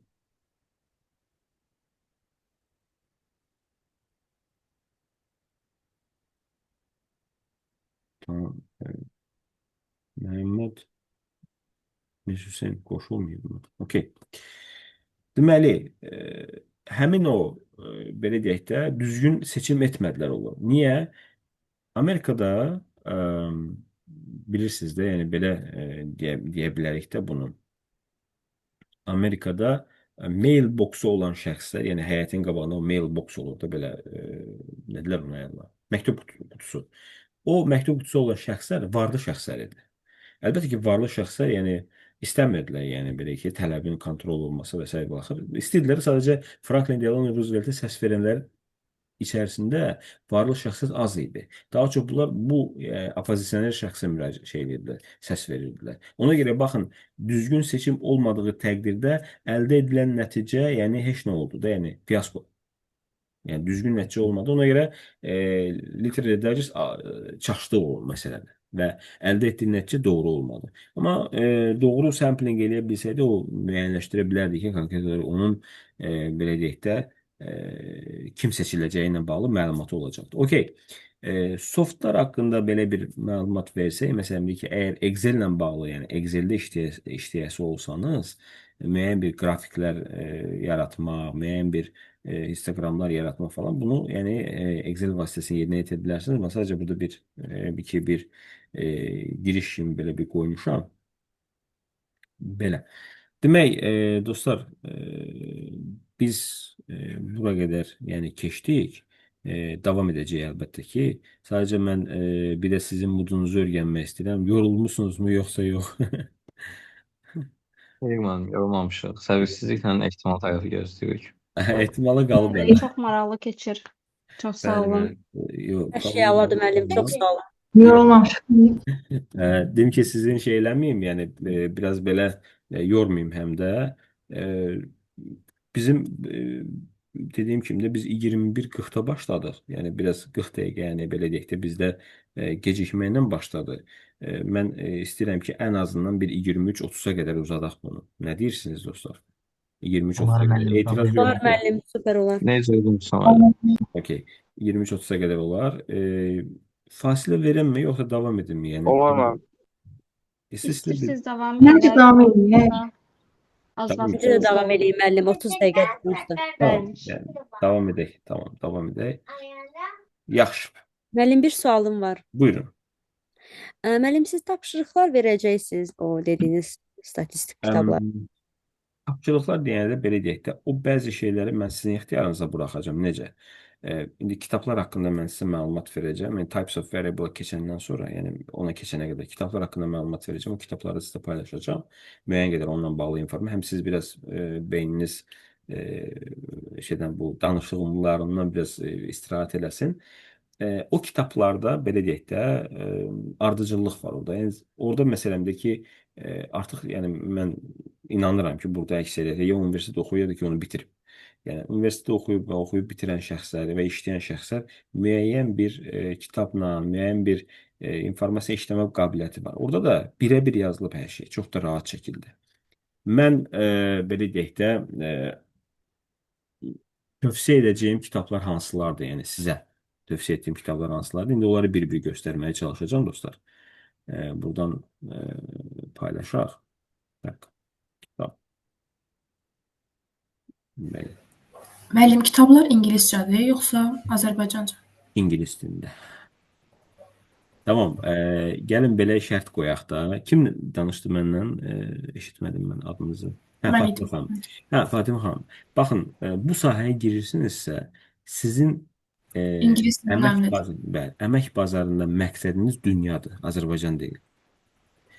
Əlbəttə ki, mən Azərbaycan Süni İntellekt Cəmiyyəsinə, Azərbaycan Data Science Cəmiyyəsinə, ümumiyyətlə Azərbaycandakı data science inkişafına töhfə olaraq bunu eləyirəm. Bu bir minnət deyil, bu bir, yəni belə deyək də, bir köməkdir, yəni. Başa düşdünüz? Yəni bir dəstəkdir mənim üçün. Həm də yəni sizin yəni belə deyək də timsalınızda nə qədər dostlarım olacaq mənim. Bu mənim üçün özü bir qazancdır, böyük bir qazancdır. Çünki zamanla görürsüz ki, bunun özü belə mənim üçün çox önəmlidir. Mən burada ki, məsələn, iştirak edən şəxslərin elə bir ki, bir profilı məndə olacaq. Yəni, mən biləcəm ki, hə, tamam, atıram ki, Fatimə xanım bu təlimi yaxşı başa vurdu və məndən kimsə ki, məsələn, referans sistemdə falan istəyəndə ki, məsələn, adam ki, məsələn, bir analitik lazımdır, junior və ki, senior və s. deyirəm, hə, belə bir adam var, getsin işləsin. Tövsiyə edirəm. Yəni, aydındır. Bu, həm də mənim üçün o tərəfindən mənim üçün yaxşıdır. Okay? Demək, ilkin olaraq hansı kitabı məsləhət görürəm? Hansı kitabı məsləhət görürəm? Bir-birini onu deyəcəm. Və dil baxımından nəyi məsləhət görürəm? Onu da deyim. Dil ingilis dili vacibdir, rus dili vacibdir, türk dili olar. Amma əsasən kitablar ingilis dilindədir də, yəni dostlar. Çünki əksər kitablar. Təsəvvür edin ki, dünyada hər il 500 min kitab çap olunur. Yəni 500 min kitab bilirsiniz nə deməkdir? 500 min ədəd deyil ha. 500 min kitab nə qədər tirajlandı onu Allah bilir. Amma 500 min kitab. Bunun 92% özünüz düşünün ingilis dilindədir. Geri qalan 8% digər bütün dillərdə. Ona görə yəni burada da eyni şeydir. Təsəvvür edin ki, yəni sizin buradan da yəni sizin yəni məqsəd nədir? Yəni, məsələ nədir? Anlaşacağınız məsələ nədir? Anlayacağınız məsələ. Yəni, burada ingilis dili çox vacib. İngilis dili bilməlisiniz siz. Okay? Bu kiminsə burada desən, deməli, markeri düz qalmır yerində. Xahiş edirəm burada şəkil çəkməyin. İlk kitab hansıdır dostlar? Baxın, ilk kitab budur. Cole Nussbaumer'in kitabıdır. Storytelling with Data. Yəni, bunu gəlin belə deyək də, bunu bağlayayım. Tamam, bir dəqiqə. Burada onun bir, belə deyək də, nəzəriyyə kitabı var. Onun 2 dənə kitabı var. Tövsiyə etdiyim, yəni, belə deyək də, əslində bir dənə kitabdır. Sadəcə bir bunun nəzəri hissəsidir. Yəni, onun haqqında yazıb. Storytelling with Data, yəni data ilə necə hekayəsini danışmaq olar. Data hekayəsini necə danışmaq olar. Bu kitabdır dostlar. Bu kitab, bunun özünün təqdimatı var. YouTube-da təqdimatı var. Girib ona baxa bilərsiniz. Çox maraqlı kitabdır. Məsələn, deyək ki, məsələn, Big Idea necə gəlir? Məsələn, 3 dəqiqəyə necə story danışmaq olar? Çünki datanın hekayəsini danışmalısınız. Okay? Effektiv vizual necə seçilməlidir? Okay? Və ya atıram, belə deyək də, Clutter your enemy. Belə bir başlıq atıb burada. Yəni. Datanı necə siz onu təqdim etməlisiniz. Və s. və axır. Burada çox informasiya verib onun haqqında. Bunun, dediyim kimi, özünün iştirakından təqdimatı da var. Bu kitabın, belə deyək də, praktiki kitabı var. Yəni bu o nəzəri idi, düzdürmü? Ya, bu isə praktikidir. Let's practice. Okay? Ya, bunu mən biraz belə bu formada verirəm. Praktika hissəsidir. Burada da yəni necə praktika eləmək olar? Yəni necə datalarına yəni siz hansı qrafiki təqdim eləməlisiniz ki, yəni həqiqətən sizin verdiyiniz informasiya ilə üst-üstə düşsün. Aydındır? Yəni düzgün informasiya versin. Düzgün təqdim edəsiniz informasiyanı, okey? Ona görə bax bu hissədə deməli bu kitab çox önəmlidir. Bu ikisini də sizə göndərəcəm dostlar. Belə. Növbəti Yəni dataya sıfırdan başlamaq üçün o kitabdan oxumaq bu lazımdır deyirsiniz. datan sıfırdan yox, onsuz da datan sıfırdan başlamaq üçün bir neçə kitab deyəcəm. O da onlardan biridir. Aha. Aydındır? Bu nə üçündür bu kitab? Bu kitab necə datanın hekayəsini danışa bilər. Aydın? Report üçündür, bəli. Report üçün, bəli. Necə datanın hekayəsini danışa bilərəm. Çox gözəl kitabdır və bir dənə bu kitab deyil. Yəni burada storytelling, məndə o qədər storytellinglər var ki, yəni bir o deyil. Yəni burada başqaları da var. Sadəcə ən belə gözəl, yəni belə deyək ki, yaxşı yazılmış kitablardan biri odur. Hə var, tamam, burada yenə də storytelling kitabları var. Məsələn də ki, gəlin mən sizə göstərim. Storytelling This Data belə bir PDF var. Başqa storytellingdə tamam, hamısı yadına qarşıma çıxmır. Vizualizasiya var və s. və axır, amma göndərəcəm. Onlardan da göndərəcəm, amma əsasən bunu tövsiyə edirəm. Burada gözüm qarışdı, görmədim. Okay. İkinci kitab hansıdır dostlar? İkinci kitab maraqlı kitablardan biri. Mənim tövsiyə etdiyim. Deməli, yenə də ad yox, onun yəni içəriyinə yəni fokuslanmalısınız. O hansı kitabdır? Deməli, Business for Statistics and Economics, bir dəqiqə. O kitabı da mən göstərim. Business for Statistics and Economics. Burada qoymuşdum o kitabı da. Tapa bilirəmmi? Bir dəqiqə. Hə, bu da. Bu kitab, yəni deməli LSE-də keçilən kitablardan biridir, səhv etmirəmsə. Statistics for Business and Economics. Yəni burada praktiki çalışmalar verilir. Məsələn də ki, biz keçirik. Məsələn, deskriptiv statistika ilə bağlı kitab. Yəni analitik adı da bu. Tamam, yarın bunu biraz geniş formada vereyim. Okay, bu formada. Okay. Yəni kitabın yəni özəlliyi nədədir? Bu müəyyən bir kitablardan, müəyyən bir dərgilərdən, müəyyən bir saytlardan elə ki belə bir yəni chapterlər verir. Yəni kiçik-kiçik chapterlər verir və orada sizi deyir ki, bunu analiz edin. Yəni məsələn density var və s. və axır bunun minini riyazi gözləməsini necə tapmaq lazımdır və s. və axır. Bu kitabda belə gözəl şəkildə burada mövzu verib, həmçinin mövzunun məsələn içində bir report verir. Reportdan siz insight edirsiniz. Insight'a görə siz nəyi tapırsınız və s. Çalışmaları da var. Çox maraqlıdır. Baxın görürsüz, yəni bütün çalışmalarla da çox rahat şəkildədir. Hətta application'da da verilir. Bunun bir dənə başqa versiyası var. O da yaxşıdır. No, əsasən bu mən önəm verirəm bu hissəyə. Bu kitab yaxşıdır. Okey, növbəti hansı kitab var? Növbəti kitab belə deyək də, belə bir kitabdır. Bu elə bir ki, birbaşa praktisdir də. Bir suallar var. Yəni data ilə bağlı suallar var. Bir də onun cavabları var, hazır. Yəni izah olunmuş. Yəni həll olunmuş şəkildə. Bu 1001 testdir. Yəni belə test kimi də elə bir ki.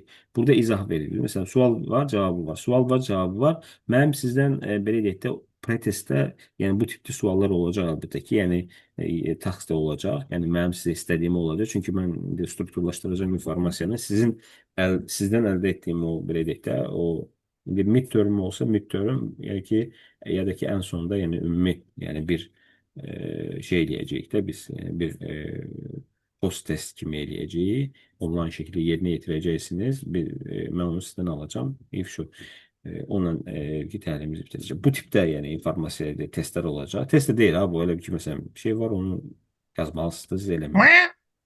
Okey. Səs gəldi, bəkdə. Okey. Davam edək dostlar. Sonra bir digər kitab haqqında da danışım. Tam bir dəqiqə. Müəllim, siz keçən təliminizdə Statistic for Dummies adlı bir kitab demişdiniz. Var o kitablar, bunlardılar. Onlar haqqında daha danışmıram. Yəni bunları göndərəcəm onsuz da. Bu iki kitabdır. budur. Bir də Excel-də istifadəsi var. Onları göndərəcəm. O problem deyil. Bunları göndərərəm. Ə, Prinsip şey elə bunlar kifayət edir. Yəni ə, bəzi başqaları da var, data cleaning falan var. Но əsasən bu hissələri bilməyiniz sizə kifayət edəcək. Yəni mən onu tövsiyə edirəm. Elə bu sizə bəsdir. Hələ ki bəsdir istifadə üçün. Düz daha genişləri var. Yəni bizim dedik, machine learning falan keçdikcə daha genişləndirmək istəsəniz, burada hands-on machine learning var. O artıq biraz daha genişləndirilmiş versiya. Daha sonra belə deyək də, artıq machine learning-ə girirsiniz. Orada artıq neural network falan var. O ərdəki düşünürəm ki, sizin üçün elə ki biraz tez olacaq. No, basalım bu yaxşıdır. Bir də üstünlük verənlər varsa rus dilinə, bir də ingilis dilinə, rus dilində belə deyək də machine learning üçün bir də belə deyək də statistika üçün belə bir şey var. Kitab var. Deməli, komikslərlə olan kitabdır. Yəni, o da belədir ki, biraz belə rahat kitabdır da, komikslərlə oxuyursunuz. Məsələn, mən birini göstərim burada. Tamam, bu kitabı mən buradan görünürmü? Bu hamısı komikslərdir də, görürsünüz. Yəni, belə bir şey deyil, onu söndürüm, göstərim. Dəqiqə. Herhalde görünür de buradan görürsünüz. Bu kitabdır. Bu kitabın İngilizce versiyası var. Bunu göndereceğim size. Burada yani kitap yani əvvəldən sona qədər komikslərdən bəhs edir. Bunu rusça almışam qaqaş üçün oxumağa, uşaqlar üçün evdə yəni oxusunlar, yəni bilsinlər statistika nədir. Amma bunun İngilizce versiyası var. Mən də onu göstərəcəm. Yəni o bir o deyil, yəni dediyim kimi də bir neçə versiyadır. Məsələn ki, adicə bir dənə atım sizə göstərim burada. Larry Gonik'in kitabıdır. Tak, bir dəqiqə. Ha, okey. Statistics Cartoon. Yəni belə bir deyək də komikslərdən olandır. Görürsünüz? Hamısı öyle bir şəkil kimidir. Yəni komikslərdən olandır, şəkil kimidir. Burada danışa-danışa, yəni məsələni izah edir də burada. Məsələn, lap atıram, burada göstərim sizə hər bir başlıq varmı? Məsələn, ki, chapter 7 məsələn, confidence interval 111-ci səhifədədir. Bunu ataq. Yəni.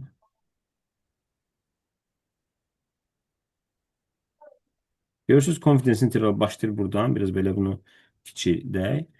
Burada belə deyək də, onu məsələ üzərində yox, komiks üzərində izahını verir. Bunu da göndərirəm. Bunun rus versiyası da var. Rusça oxuyanlar varsa, rus versiyası da var. Məsələn, ki, belə deyək də, Zaнимательная statistika var. Belə bir kitab var. Bu da yəni yaxşı kitabdır. Mangadır da. Bu da elə bir ki, komikslərləndir. Yəni. Komikslərlə də çox da yaxşı örgədir. Bunun machine learning-i də var. Yəni elə bir ki, komiks oxuyursunuz da, yəni belə deyək də Marvel'in komiksi kimi. Yəni belə çox rahat şəkildə yəni bunu öyrənə bilərsiniz. Bu kitablar düşünürəm sizə bəs eləyər. Çünki yəni hə bir də şey var. Bu kitab. Dəqiqə. Bir də müəllim Campbell haqqında kitab var. Ya bu kitab yaxşı kitabdır. Çünki bunu mən soruşmuşam ChatGPT-dən ən yaxşı kitab olaraq deyir. Statistics for whom for people who thinks they hate statistics. Yəni statistikadan zəhləsi gedənlər üçün statistika kitabı. Yəni belə bir şey. Yəni bu formada. Yəni bunu da göndərə bilərəm, istifadə edərsiniz. Bu da yaxşı kitabdır. Yəni kitablar üzərində çox qalmaq istəmirəm. Qayıtmaq istəyirəm yəni bizim yəni təlimə, oradan davam etmək istəyirəm. Okey. Burada biz harda qalmışdıq? Types of variable. Okay, types of variable. Yəni paylaşım bunu burada. Okay. Types of variables. Okey. Biz danışdıq da, yəni iki deməli obyekt haqqında danışdıq, obyekt haqqında informasiya verdik. Yəni biz obyekti haqqında fikir bildirmək üçün onun nələrindən istifadə edirik, variable'lardan istifadə edirik, yəni bunun dəyişənlərindən istifadə edirik. Biraz bunu bu formada, yəni indi mən burada göstərməyə çalışacağam. Bir açaq bunu. Okay. Dəyişənlər, yəni hər hansı bir məsələdəki məsələn bizim obyektimiz nədir? Maşın. Okay? Yəni maşın yazıram buradan. Okay? Maşın. Maşın haqqında danışırıqsa, okay? Belə görünürmü buradan? Dəqiqə. Maşın. Maşın haqqında danışırıqsa, maşın bizim üçün obyektdirsə, maşının nələri var? Müəyyən göstəriciləri var, dostlar. Variable'lar var. Məsələn, ki, Gəlin bunu belə, yəni tekst olaraq yazaq burada. Hə, tekst olaraq yazaq. Məsələn, deyək ki, bunun tam bu çox oldu. 64. Okey. Səsi alarsınız dostlar. Deyək ki, məsələn, maşının rəngi, düzdürmü? Rəng. Okey. Bir dəqiqə bunun dəqiqə. Tak. Demək, maşının rəngi var, düzdür? Sonra nəyi var? Maşının uzunluğu. Okay? Uzunluğu, eni, hündürlüyü, silindiri, düzdürmü? Yəni, bu bəylər bilər hamısı, mən nədən söhbət gedir? Silindiri, silindir sayı, okay? Sayı. Belə deyək də, ili, markası, modeli. Tamam, yəni prinsip etibarən çox ola bilər, yəni mən hamısını yazmıram. Yəni ili var, markası var, modeli var, yəni çox şeylər yazmaq olar. Nəsə bura qədər yəni kifayətdir. Bunlar hamısı maşının nələridir? Yəni dəyişənləridir. Sadəcə bu dəyişənlər özü özlüyündə iki qrupa bölünür. İndi o dəyişənlər haqqında danışaq, dostlar. Yorulduğunuz hiss olunur, çünki yavaş-yavaş tərk edirsiniz. Bir neçə nəfər artıq çıxıb, ya da ki, onlar nəsə problem var, çıxıb. Nəsə problem var, okey, ola bilər. Okey. İki tip dəyişən var. Birinci tip dəyişən, yəni belə deyək də, kateqorik dəyişənlərdir. Niyə bu haqda məlumat verirəm? Çünki dəyişənin tipi çox vacibdir. Siz dəyişən tipi ilə işləyirsinizsə, indi bu dəyişən tipi haqqında məlumat verəndən sonra data tipi haqqında məlumat verəcəm. Yəni data nə deməkdir? Yəni siz belə data frame tiplərindən söhbət gedir də, onlarla necə işləyəcəksiniz? Dəyişənlərin tiplərini bölsək, bir kateqorik dəyişənlər var, bir də nümerik dəyişənlər var. Kateqorik dəyişənlər, məsələn, bu keyfiyyət dəyişənləridir. Məsələn, şəxsin cinsi, şəxsin adı, yaşadığı ərazi və s. vilaxır, coğrafi məlumatlar və s. Bunlar nədir? Bunlar kateqorik informasiyadır, yəni kateqoriyadır, yəni nominal informasiyadır. Bir də var ki, yəni rəqəmlə ölçülən informasiyalar, ədədlə ölçülən informasiyalar. Bu nə adlanır? Nümerik informasiyalar adlanır. Və buna ingiliscə biz Yəni deyirik. nitəldir də, yəni demək istədikləriniz. Hə də o forma. Türkçə götürsək nicel və nitel deyilir də. Quantity information deyilir. Kateqori informasiyalar da özünündə bölünür. Nümerik informasiyalar da bölünür. Nümerik informasiya özü iki yerə bölünür. Tamam, discrete və continuous. Bunun haqqında danışacağıq, biz onun haqqında məlumat verirəm. Ümumiyyətlə dəyişənlər dediyimiz kimi iki yerə bölünür. Kateqori dəyişən məsələn ki, marital status deyək ki, insanın evlilik, yəni ailə vəziyyəti. Political party, hansı siyasi partiyanın üzvüdür və ya ki, məsələn, gözünün rəngi, cinsi və s. Nümerik isə diskret və continuous'a bölünür. Diskretlər nədir? Konkret olaraq natural qiymət alanlardır. Məsələn, 1, 2, 3, 4 kəsilən qiymət. Diskret yəni kəsilən qiymət. Məsələn, tutalım deyək ki, məsələn, atıram. Defekt produktların sayı, məsələn, ailədə uşaqların sayı. Məsələn, ailədə uşaqların sayı heç vaxt kəsr ədəd ola bilməz. Tam ədəd olmalıdır. Continuous dəyişənlər isə nədir? Müəyyən bir intervalda sonsuz sayda, yəni qiymət alanlar. Məsələn, deyək ki, məsələn, 1 ilə 5 arasında kəsr ədədləri götürsə, yəni sonsuz saydadır da bu. Yəni bunun ölçəyi yoxdur, yəni o qədər çoxdur. Bir də məsələn deyək ki, volt və s. Belə. Və bunların özünün bir ölçü vahidi var. Siz datanı kodlaşdırarkən, xüsusən məsələn data engineer məsələn, datanı kodlaşdırarkən məlumatın belə deyək də tipinə baxmaq lazımdır. Siz tipi necə görürsünüz? Yəni tip hansı tipdədir? Məsələn deyək ki, əgər nominal informasiyadırsa o nədir? Yəni kateqorikdir, nominaldır, yəni belki indikatordurmu? Belki məsələn indikatordur, ordinaldırmı? Belki sequentialdırmı və s. Bunlara baxmaq lazımdır. Nominal informasiya nə deməkdir? Məsələn, insanın adı. Və ya ki, məsələn, sənin kompüterin varmı, yoxmu? Belə bir sorğu keçirilib insanlarla Sənin kompüterin varmı, yoxmu? Belə bir sual verilib. Bu sualın elə bir ki, cavabı özü özlüyündə nədir? Yəni bir kateqoriya informasiyadır. Yes sözü ilə no sözü arasında bir fərq yoxdur. Yəni ikisi də sözdür. Belki insanların adları, insanların regionları və sair bir axır. Okay? Yaşadığı ərazi və sair bir axır. Belki internet provideri. Bu nominaldır. Yəni name adla götürülür. Okay? Belə. Növbəti informasiya tipi, yəni belə deyək də, eynilə kateqorikdir, sadəcə ordinal scale-dir. Ordinal scale nə deməkdir? Bir ardıcıllıq var. Yəni məsələn deyək ki, orta məktəbdə 1-ci sinifdən 11-ci sinif arasında fərq var əlbəttə ki. Siz deyə bilməzsiniz ki, 1-ci sinif 11-ci sinifdən kiçik, böyükdür. Əlbəttə ki, 11-ci sinif böyükdür. Yəni burada nə var? Bir ardıcıllıq var. Və siz o ardıcıllığı kodlaşdırarkən də düzgün kodlaşdırmaq lazım. Məsələn, mən əgər Əgər buradakı adamlar deyək ki, məsələn, müəyyən bir sahələrdə çalışırdı. Mütəxəssis kimi, rəhbər heyətdə olan var, texniki heyətdə ola bilər olsun, işləməyənlər ola bilər olsun. Bunlar hamısı nədir? Bir ardıcıllıq var. Məsələn, deyək ki, əgər adam mütəxəssisdir, digəri aparıcı mütəxəssis, o birisi böyük mütəxəssis, sonraki gəlir baş mütəxəssis, sonra gəlir şöbə müdürü, sonra gəlir deyək ki, departament müdürü müavini, sonra gəlir departament müdürü və s. Bunlar nədir? Bir ardıcıllıqdır. Yəni ordinal scale-dir. Siz onu kodlaşdırarkən də belə kodlaşdırmalısınız. Yəni düzgün kodlaşdırma növü də budur. Çünki niyə?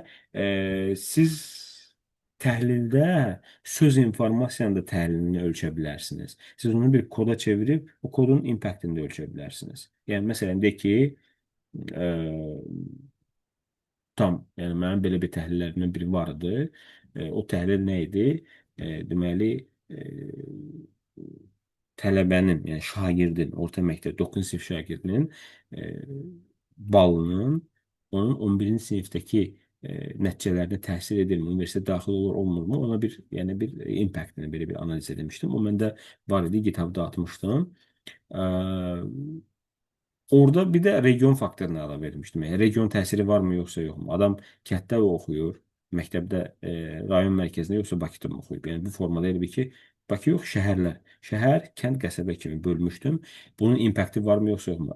Kod informasiyanın, sözel informasiyanın təhlilə təsiri vardı. Ona görə baxın, onu da düzgün kodlaşdırmaq lazımdır. Məsələn, deyək ki, student class designation var da burada. Bilirsiniz də, birinci kurslar var, ikinci kurslar, üçüncü kurslar və dördüncü kurslar. Və deyək ki, mən təhlil eləmək istəyirəm. Deyirəm ki, tələbənin belə deyək də, tələbənin gəlirlərinin onun xərclərinə təsiri nə qədərdir? Məsələn, bir təhlil elədim, bunu tapdım. Lakin deyirəm ki, tələbənin hansı kursda oxuması dəyişəni onun gəlirlərinə təsir edirmi, yoxsa? Bu özü nədir? Kodlaşdırılmış bir informasiyadır. Yəni, belə deyək də, belə, bu kateqorik sözel informasiyanı mən koda çevirmişəm, kodlaşdırılmış informasiyanı götürüb istifadə edirəm. Okay? O impakti varmı, yoxsa yoxmu? Bunu ölçə bilirik biz. Okay? Və o kodlaşdırmanın da yəni, formaları var. Mən onun haqqında danışacağım ki, onu biz necə, yəni o formaya gətirib, onu necə təhlildə istifadə edə bilirik. Bunun yəni alətləri var. Bunu SPSS-də də eləmək olur. Bunu Excel-in özündə də eləyə bilərsiniz. Problem yoxdur. Bunu həmçində Python-da da Arda da eləmək olur və s. Alətləri var bunların. Mesela başka bir ordinal scale ne olabilir? Product satisfaction. Satisfied, neutral, unsatisfied. Mesela mən burada deyirəm ki, neutralı 0 kimi qeyd edirəm. Satisfied 1, unsatisfied -1. Görürsünüz, kodlaşdırdım mı mən bunu? Okay, -1. Mən bunu kodlaşdırıcımsa istifadə edə bilərəm. Freshman'ı necə istifadə edirəm? 1 kimi, bunu 2 kimi, bu 3 kimi, bu da 4 kimi. Belki professor en yüksek nədir? En kiçiyi nədir? Instruktordur da, bu 1'dir. Sonra gəlir professor, assistant professor, bu 2'dir. Sonra associate professor 3'dür. Sonra mesela yüksəkdə, en yüksəkdə professor da bu 4'dür. Bu formada gəlir. Yəni belə kodlaşdıra bilərəm. Həmçinin məsələn deyək ki, standard poor bond rating var da, məsələn, oradakı məlumatları mən necə istifadə edəcəm? Məsələn deyək ki, bilirsiniz də, yəni qiymətli kağızlar kimi dövlət bondları var. Dövlət bondlarında kateqoriyaları var. Məsələn, A, B, BA, B, C, D kateqoriyaları var. Bu kateqoriyalar dövlət bondlarının riskliliyinə görə və onun keyfiyyətinə görə verilir. Məsələn, deyək ki, məsələn 10 illik dövlət bondu var, 5 illik var, 3 illik var, 1 illik var və s. Bunlar nə üçündür? Yəni dövlət bondları bazarda əgər pul kütləsi artıbsa, o bazardan çıxartmaq üçündür. Bazarda pul kütləsi azalıbsa, onu bazara daxil etmək üçündür. Aydındır? Belə. E, Kitab haqqında məlumat verdim. Onun haqqında bir şey var, onu da qeyd edəcəm. O da çox vacibdir. Yəni bunları keçək biz. Measurement, level of measurement götürsək, continuous informasiyadan söhbət gedirsə, əgər biz nominal informasiya kateqoriya haqqında danışsaq, bir də numerik haqqında danışsaq, bunun continuous haqqında danışsaq, burada interval scale var, bir də ratio scale var. Siz dataya baxanda, əgər sizin datanız interval scale isə buna başqa şey tətbiq olunur. Ratio scale isə başqa şey tətbiq olunur. Çünki siz müxtəlif datalarla işləyə bilərsiniz və onun belə deyək də measurement-i çox vacibdir. Interval scale datalarda nə olmur? True zero point olmur. Yəni true başlanğıc nöqtə yoxdur orada. Yəni məsələn mənfi də ola bilər, müsbət də ola bilər. Yəni teoretik olaraq mənfi sonsuzluğa, müsbət sonsuzluğa qədər ola bilər. Yəni teoretik olaraq kainatda temperatur mənfi sonsuzluqla müsbət sonsuzluq arasındadır. Yəni biz nə bilirik? Yəni bilirik ki, ya, tamam, müəyyən bir şey var da, o pulsar var da, o pulsarda temperatur neçə trilyon dərəcədir. Mən nə bilim, ondan da böyük dərəcə varmı, yoxsa yoxmu, və ya ondan daha soyuq temperatur varmı, yoxsa yoxmu. Bu bir hipotetik olaraq biz deyirik ki, mənfi sonsuzluqla müsbət sonsuzluq arasında. Yəni ortada bir true zero point yoxdur. Yəni ki, başlanğıc nöqtə yoxdur. Lakin ratio scale götürəndə, ratio scale fərqlidir. Ratio scale müəyyən bir başlanğıc nöqtəsi var və insanın boyu mənfi ola bilərmi? Ümumiyyətlə, yəni, müəyyən bir nöqtədən aşağı ola bilməz. Məsələn, 30 sm-dən daha aşağı yoxdur. Yəni, çünki 30 sm yeni doğulan uşaqdır, ondan daha kiçiyi ola bilməz. Yəni yoxdur. Yəni ki, 25 sm. Mən indi bilmirəm nə qədər olur. No, yəni belə deyək də, ən kiçik adam nə qədərdir? Yəni yeni doğulan körpədir. Bu qədər. Amma onun üzərində olur da, daha ondan yüksək olur. Və true zero point o da onun üçün. Ona görə yəni continuous informasiya iki tipə bölünür. Yəni var belə deyək də interval scale, bir də var ratio scale dostlar. Aydındır? Belə. Mən vizuallaşdırma ilə bağlı inşallah ki, onu gələn dərslər danışmağa çalışacağım. İndi tamam, deyəcəksiniz ki, mənim data hardan əldə edeyim? Data əldə etmə mənbələri var dostlar. Müxtəlif data mənbələri var. İlkin olaraq mənim bayaq qeyd etdiyim məsələlər nədir? Dövlətin informasiyası var. Məsələn, deyək ki, Mərkəzi Bankın, sonra deyək ki, Azərbaycan Respublikasının Kənd Təsərrüfatı Nazirliyinin data bazası var və ya nə ola bilər? Statistika Komitəsinin məlumat bazası olur və s. axır. Onları da siz yəni open data source kimi əlbəttə ki, yəni əldə edə bilərsiniz. Lakin daha böyük informasiya tipi hardadır dostlar? Məsələn, mənim daha çox tövsiyə etdiyim Kaggle.com var. Birisi də bu, yəni data ilə işləyənlərin bununla bağlı məlumatları var. Yəni belə bir platformadır. Burada kifayət qədər çoxlu data var dostlar. Baxın, mən sonuncu dəfə baxanda nə qədərdir? 500 minə yaxın data var burada. Yəni burada hər tipdə data var. Bunun sadəcə endirmək çox asandır, yəni məsələn. Götürürsünüz məlumat, yəni hər hansı bir məlumat. Sizə hansı tipdə məlumat lazımdır? Məsələn ki, school, belə deyək də, student score. İnanırsınız ki, onunla bağlı məlumat var. Yəni student exam score məsələn. İçinə girirsiniz, açırsınız.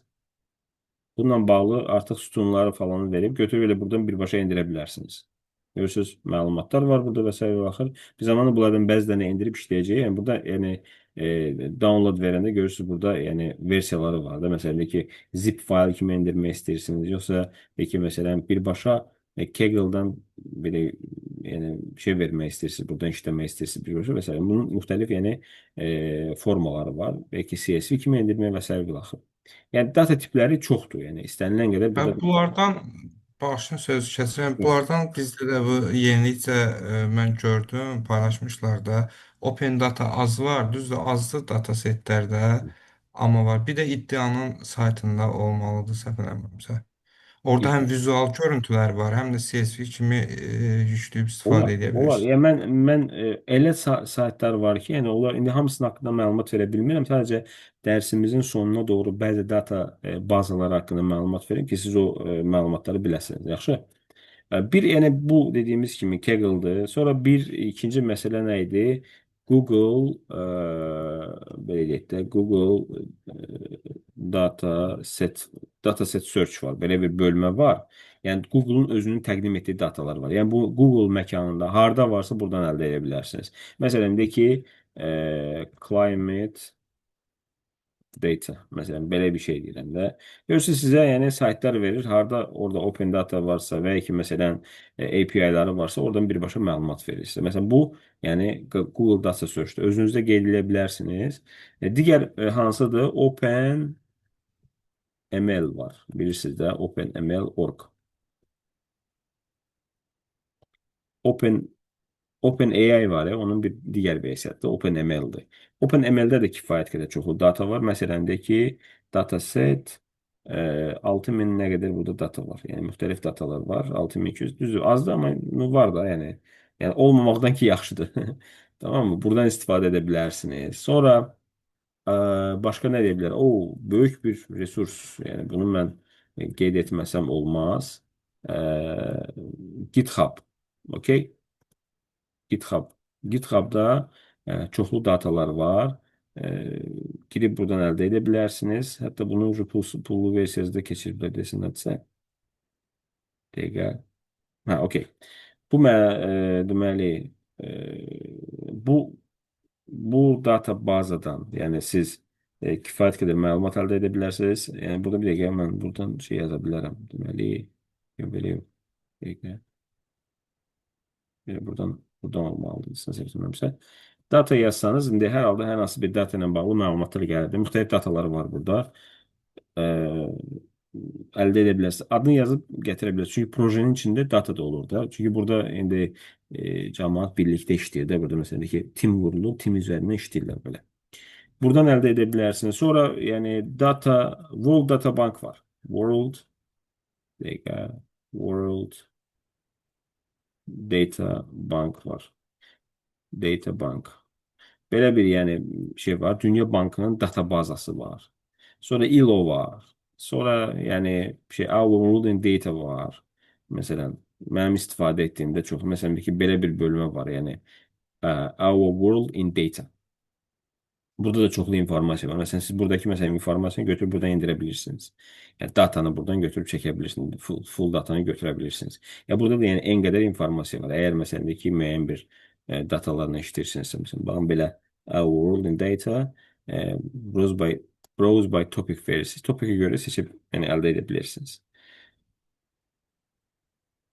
Bəli, yəni başqa yəni şeylər də var. Yəni sadəcə mən bir neçəsini qeyd etdim ki, siz məsələn də ki, əgər müəyyən bir alətləri bilirsinizsə, o alətləri əldə etmə, istifadə etmək üçün mən məsələn hansı databaza istifadə edirəm? Bu databazalardan istifadə edə bilərsiniz dostlar.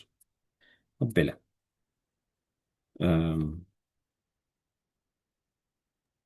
Şahid bəy, kitab haqqında nəsə deyəcəyiniz?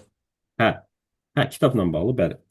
Deməli, bu bayaqki dediyim kitablar hansı ki, mən onu qrupa atacağım, inşallah siz oradan götürərsiniz. Lakin mənim sizə tövsiyə etdiyim kitab var. O kitabı əldə edin, oxuyun. Oxumaq yəni bir qırağa qalsın, o sizin stolüstü kitabınız olmalıdır. O kitab iqtisadiyyat kitabıdır dostlar. Mikro iqtisadiyyat və makro iqtisadiyyat. Yəni dediyim kimi də xarici müəlliflərin kitabları, ya Menkyu, ya Samuelson, ya təzələri varsa o, fərqi yoxdur. Məsələn, məndə belə deyək də BP-nin mənə hədiyyə etdiyi kitab var. Məsələn, mikro iqtisadiyyatın əsasları kitabı var, görürsünüz. Bunun makrosu da var. İqtisadiyyat kitabı da, yəni burada məsələlər çox aydın şəkildə izah olunub və iqtisadiyyat özü yəni, tamam bir iqtisadiyyatla məhdudlaşmır. Yəni, iqtisadiyyat demək olar hər şeyə əhatə edir. Sadəcə mən lap belə kiçik bir misal verirəm. Tələb və təklif var da, indi iqtisadçılar bilərlər. Tələb və təklif yalnız iqtisadiyyata mı tətbiq olunur? Xeyr, hər şey tətbiq olunur. Ona görə yəni insanlığın belə deyək, bu maraqlandığı o şey sahəsi yoxdur. O iqtisadiyyatın içindədir də. Burada hər şey haqqında məlumat verir. Xeyr, bu kitabın yəni PDF-i yoxdur, çünki bu satışda yoxdur. Yəni bu satışda deyil. Bu sadəcə yəni belə deyək də məhdud belə şeydə buraxırlar və onu hədiyyə edirlər. PDF-i var mənim məndə. Varsa əla, yəni əla. Varsa bizim dostlarımızla da verərsiniz, paylaşaram da mən. Mən göndərərəm sizə, qrupdan Mütləq paylaşaram. edilir. Çünki istəyənlər var. E, Stol altı şey belə deyək, stol üstü kitabınız olsun, əlinizin altında olsun, onu oxuyun. Hətta belə deyək də, siz onu oxumaqla paralel türk dilində videolar var. Yəni iqtisad videoları var. Onların belə deyək də dövlət qulluğuna, onların da dövlət qulluğu var da, kamu belə deyək. Mənim o kitabı Azərbaycanca izah eləyən bizim müəllimimiz də var. Okey. Hə, Azərbaycanca olsa əla. Amma sadəcə türk dilində daha genişləndirilmiş versiya. Mən özüm türk dilində öyrənmişəm onu. Yəni bir neçə dəfə oxumuşam. Məsələn, o vaxtı magistraturada hazırlaşanda belə idi. Yəni mən o şeyi bir 4 dəfə keçdim. Təsəvvür elə 41 dənə video idi. Hər video 2 saatdan çox idi. Təsəvvür 4 dəfə mən oxudum. Əvvəldən sona qədər. Yəni o qədər yəni həvəsim çox idi də mən. Bu təzə çıxmışdı o vaxt YouTube az idi. Amma o informasiyanı indi yəni qat-qat çoxdur. Yəni KPSS müəllimləri var. O qədər çoxdur ki, yəni mikroiqtisad, makroiqtisad keçənlər var ki. Oturun, yavaş-yavaş bir-bir öyrənin onları. Başlayır mikroiqtisaddan gəlir parabankaya qədər. Hamısını bir-bir. Türk dilində də bu Azərbaycan dilindəki kimidir. Öyrənin çünki onları bilməklə siz əmək bazarında 10 addım qabağa olarsınız. Çünki bütün məsələlər ona bağlıdır. Yəni iqtisadiyyata bağlıdır. Siz bunu bütün data analitiklərə şamil eləyirsiniz? Çünki Bəli. məsələn, bəziləri IT-dən gəlir. Məsələn, mən Bəli. IT-dən gəliriksə belə yenə iqtisadiyyat bilmək vacibdir. İqtisadiyyat lazımdır. Oxuyun. Mənim tövsiyəm budur. Bəs data science-ə keçirəmsə, məsələn, sırf data analitik yox, O da başqa. data science, ML, süni intellektə keçid eləyiriksə yenə iqtisadiyyat tələb olunur bizdən. Bilirsiniz necədir? Bu bir təməldir də. Yəni təməl biliklərdir. Mən belə deyə bilərəm. Məsələn, məndə 4 sinifdə təcrübəyə girişdə data analitikdə ilk tələb elədikləri şey makroiqtisadiyyat üzrə data yığmaq idi. Onu axtaranda çox çətinlik çəkdik. Məsələn, bilmirdik heç necə axtaraq. Baxın, mənim ixtisasım iqtisadiyyatdır deyə mən bunu təklif... Yox, belə deyil. Mən olmayım. Baxın, burada Bilal bəy görürsünüz nə danışır? Mindset formalaşdırır sizdə. Sizdə domenlərlə haqqında bilik formalaşdırır. Aydındır? Yəni mənim demək istədiyim odur. Məsələ burada sizə iqtisadiyyatı öyrətmək deyil. Sadəcə əlinizin altı olsun. Zamanla oxuyun. Həqiqətən oradakı Azərbaycan müəlliflərinin yazdıqları biraz zəifdir də. Mən yəni onu qəbul edirəm yəni. Amma o xarici ədəbiyyatlar hansı ki məsələn ki mənim çox xoşuma gələnlərdən elə budur, Menkudur. Çox yaxşıdır da mikroiqtisadiyyatda, makroiqtisadiyyatda çox yəni şeydir. Hə, mikroiqtisadiyyat kitabı indi bizə Mirəsən bəy desən səhv etmirəmsə göndərəcəm, mən onu paylaşacağam amma. Bəli. Elə maliyyəçi olmalıdır da data analitik Araz bəy. Elə maliyyəçi olmalıdır da. Elə datalar elə maliyyədədir də. Şirkətin dataları, bankın dataları, maliyyə bazarının dataları, səhəm dataları, deməli, nə deyirlər ona, enerji resurslarının dataları hardadır? Maliyyədə deyilmi? Yəni maliyyəçi ilə data analitik olmalıdır. Əsas birinci Sizdən bir tövsiyə ala bilərəm. Bəs IT üzrə oxuyan biri maliyyə üzrə gedib magistr oxusa daha yaxşı olar bu sahə üzrə. Sizin bazı bilginiz nədirsə, əsasən belə olur da, mən adətən hazırlaşanlara, bəzən məndən yəni belə deyək də, məsləhət istəyənlərə ki, məsələn, mən övladımı hansı hissəyə qoyum, hansını oxusun və ya ki, məsələn, bəzən soruşurlar məndən ki, mən ixtisasımı düzgün seçmişəm yoxsa yox. Mənim sualım həmişə yəni birinci olur. Yəni daha sonra onun izahım belə olur. Baza biliyi, yəni sizin peşəniz ki, seçirsiniz, gedib 4 il oxuyursunuz. Yəni peşə seçmək var, evlənməkdən çətindir. Belə evlənib boşana bilirsən, o peşədən boşana bilmirsən. O sizin əsas peşəndir. Yəni o üzərində maliyyəni, hə, tamam, oxuya bilərsiniz. Oxusanız yaxşı olacaq. Artıq siz elə bil ki, bazı IT biliyinizi maliyyə sahəsində tətbiq edəcəksiniz. Əsasən nəyə ixtisaslaşacaqsınız? ERP-lər üzrə. Bu ola bilər. Sadəcə mənim burada yəni öyrətdiyim, yəni dediyim kimi də IT sahəsində haqqında yəni o qədər də böyük bir biliyim yoxdur. Mən bilmirəm onu. Lakin IT sahəsini oxuyan daha çox layihələri idarə etməsi falan çox yaxşı bilir də. Çünki onlar orada öyrədirlər. Öyrətməsələr də yəni ehtiyacdan onu öyrənir. Bu bilir ki, yəni DevOps içinə girirsə öyrənməlidir onu. Yəni ona görə yəni belə deyək də IT-dən yəni maliyyə sahəsinə keçmək yəni olar. Niyə olmur ki? Daha yaxşı olur. Yəni bilirsiniz məsələ nədir? Sənin sevdiyin ixtisas nədir? Məsələn, mən bu ixtisasımı çox sevirəm. Sənin sevdiyin ixtisas onun dalınca getməlisən. IT olmayan da ola bilər, yəni önəmli deyil.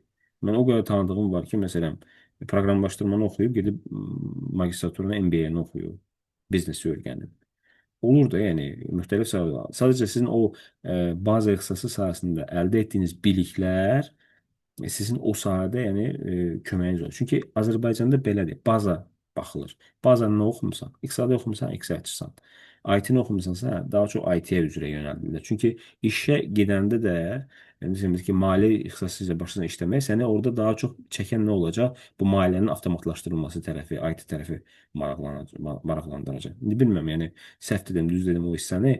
Çünki hər bir yəni peşə ilə bağlı mən yəni biliyim o dərəcədə yoxdur. Çünki öz sahəm üzrə yəni çalışdığım qədər məlumat əldə etməyə çalışıram ki, bazarda bu dəyəri necədir, value nə qədər inkişaf edə bilər və s.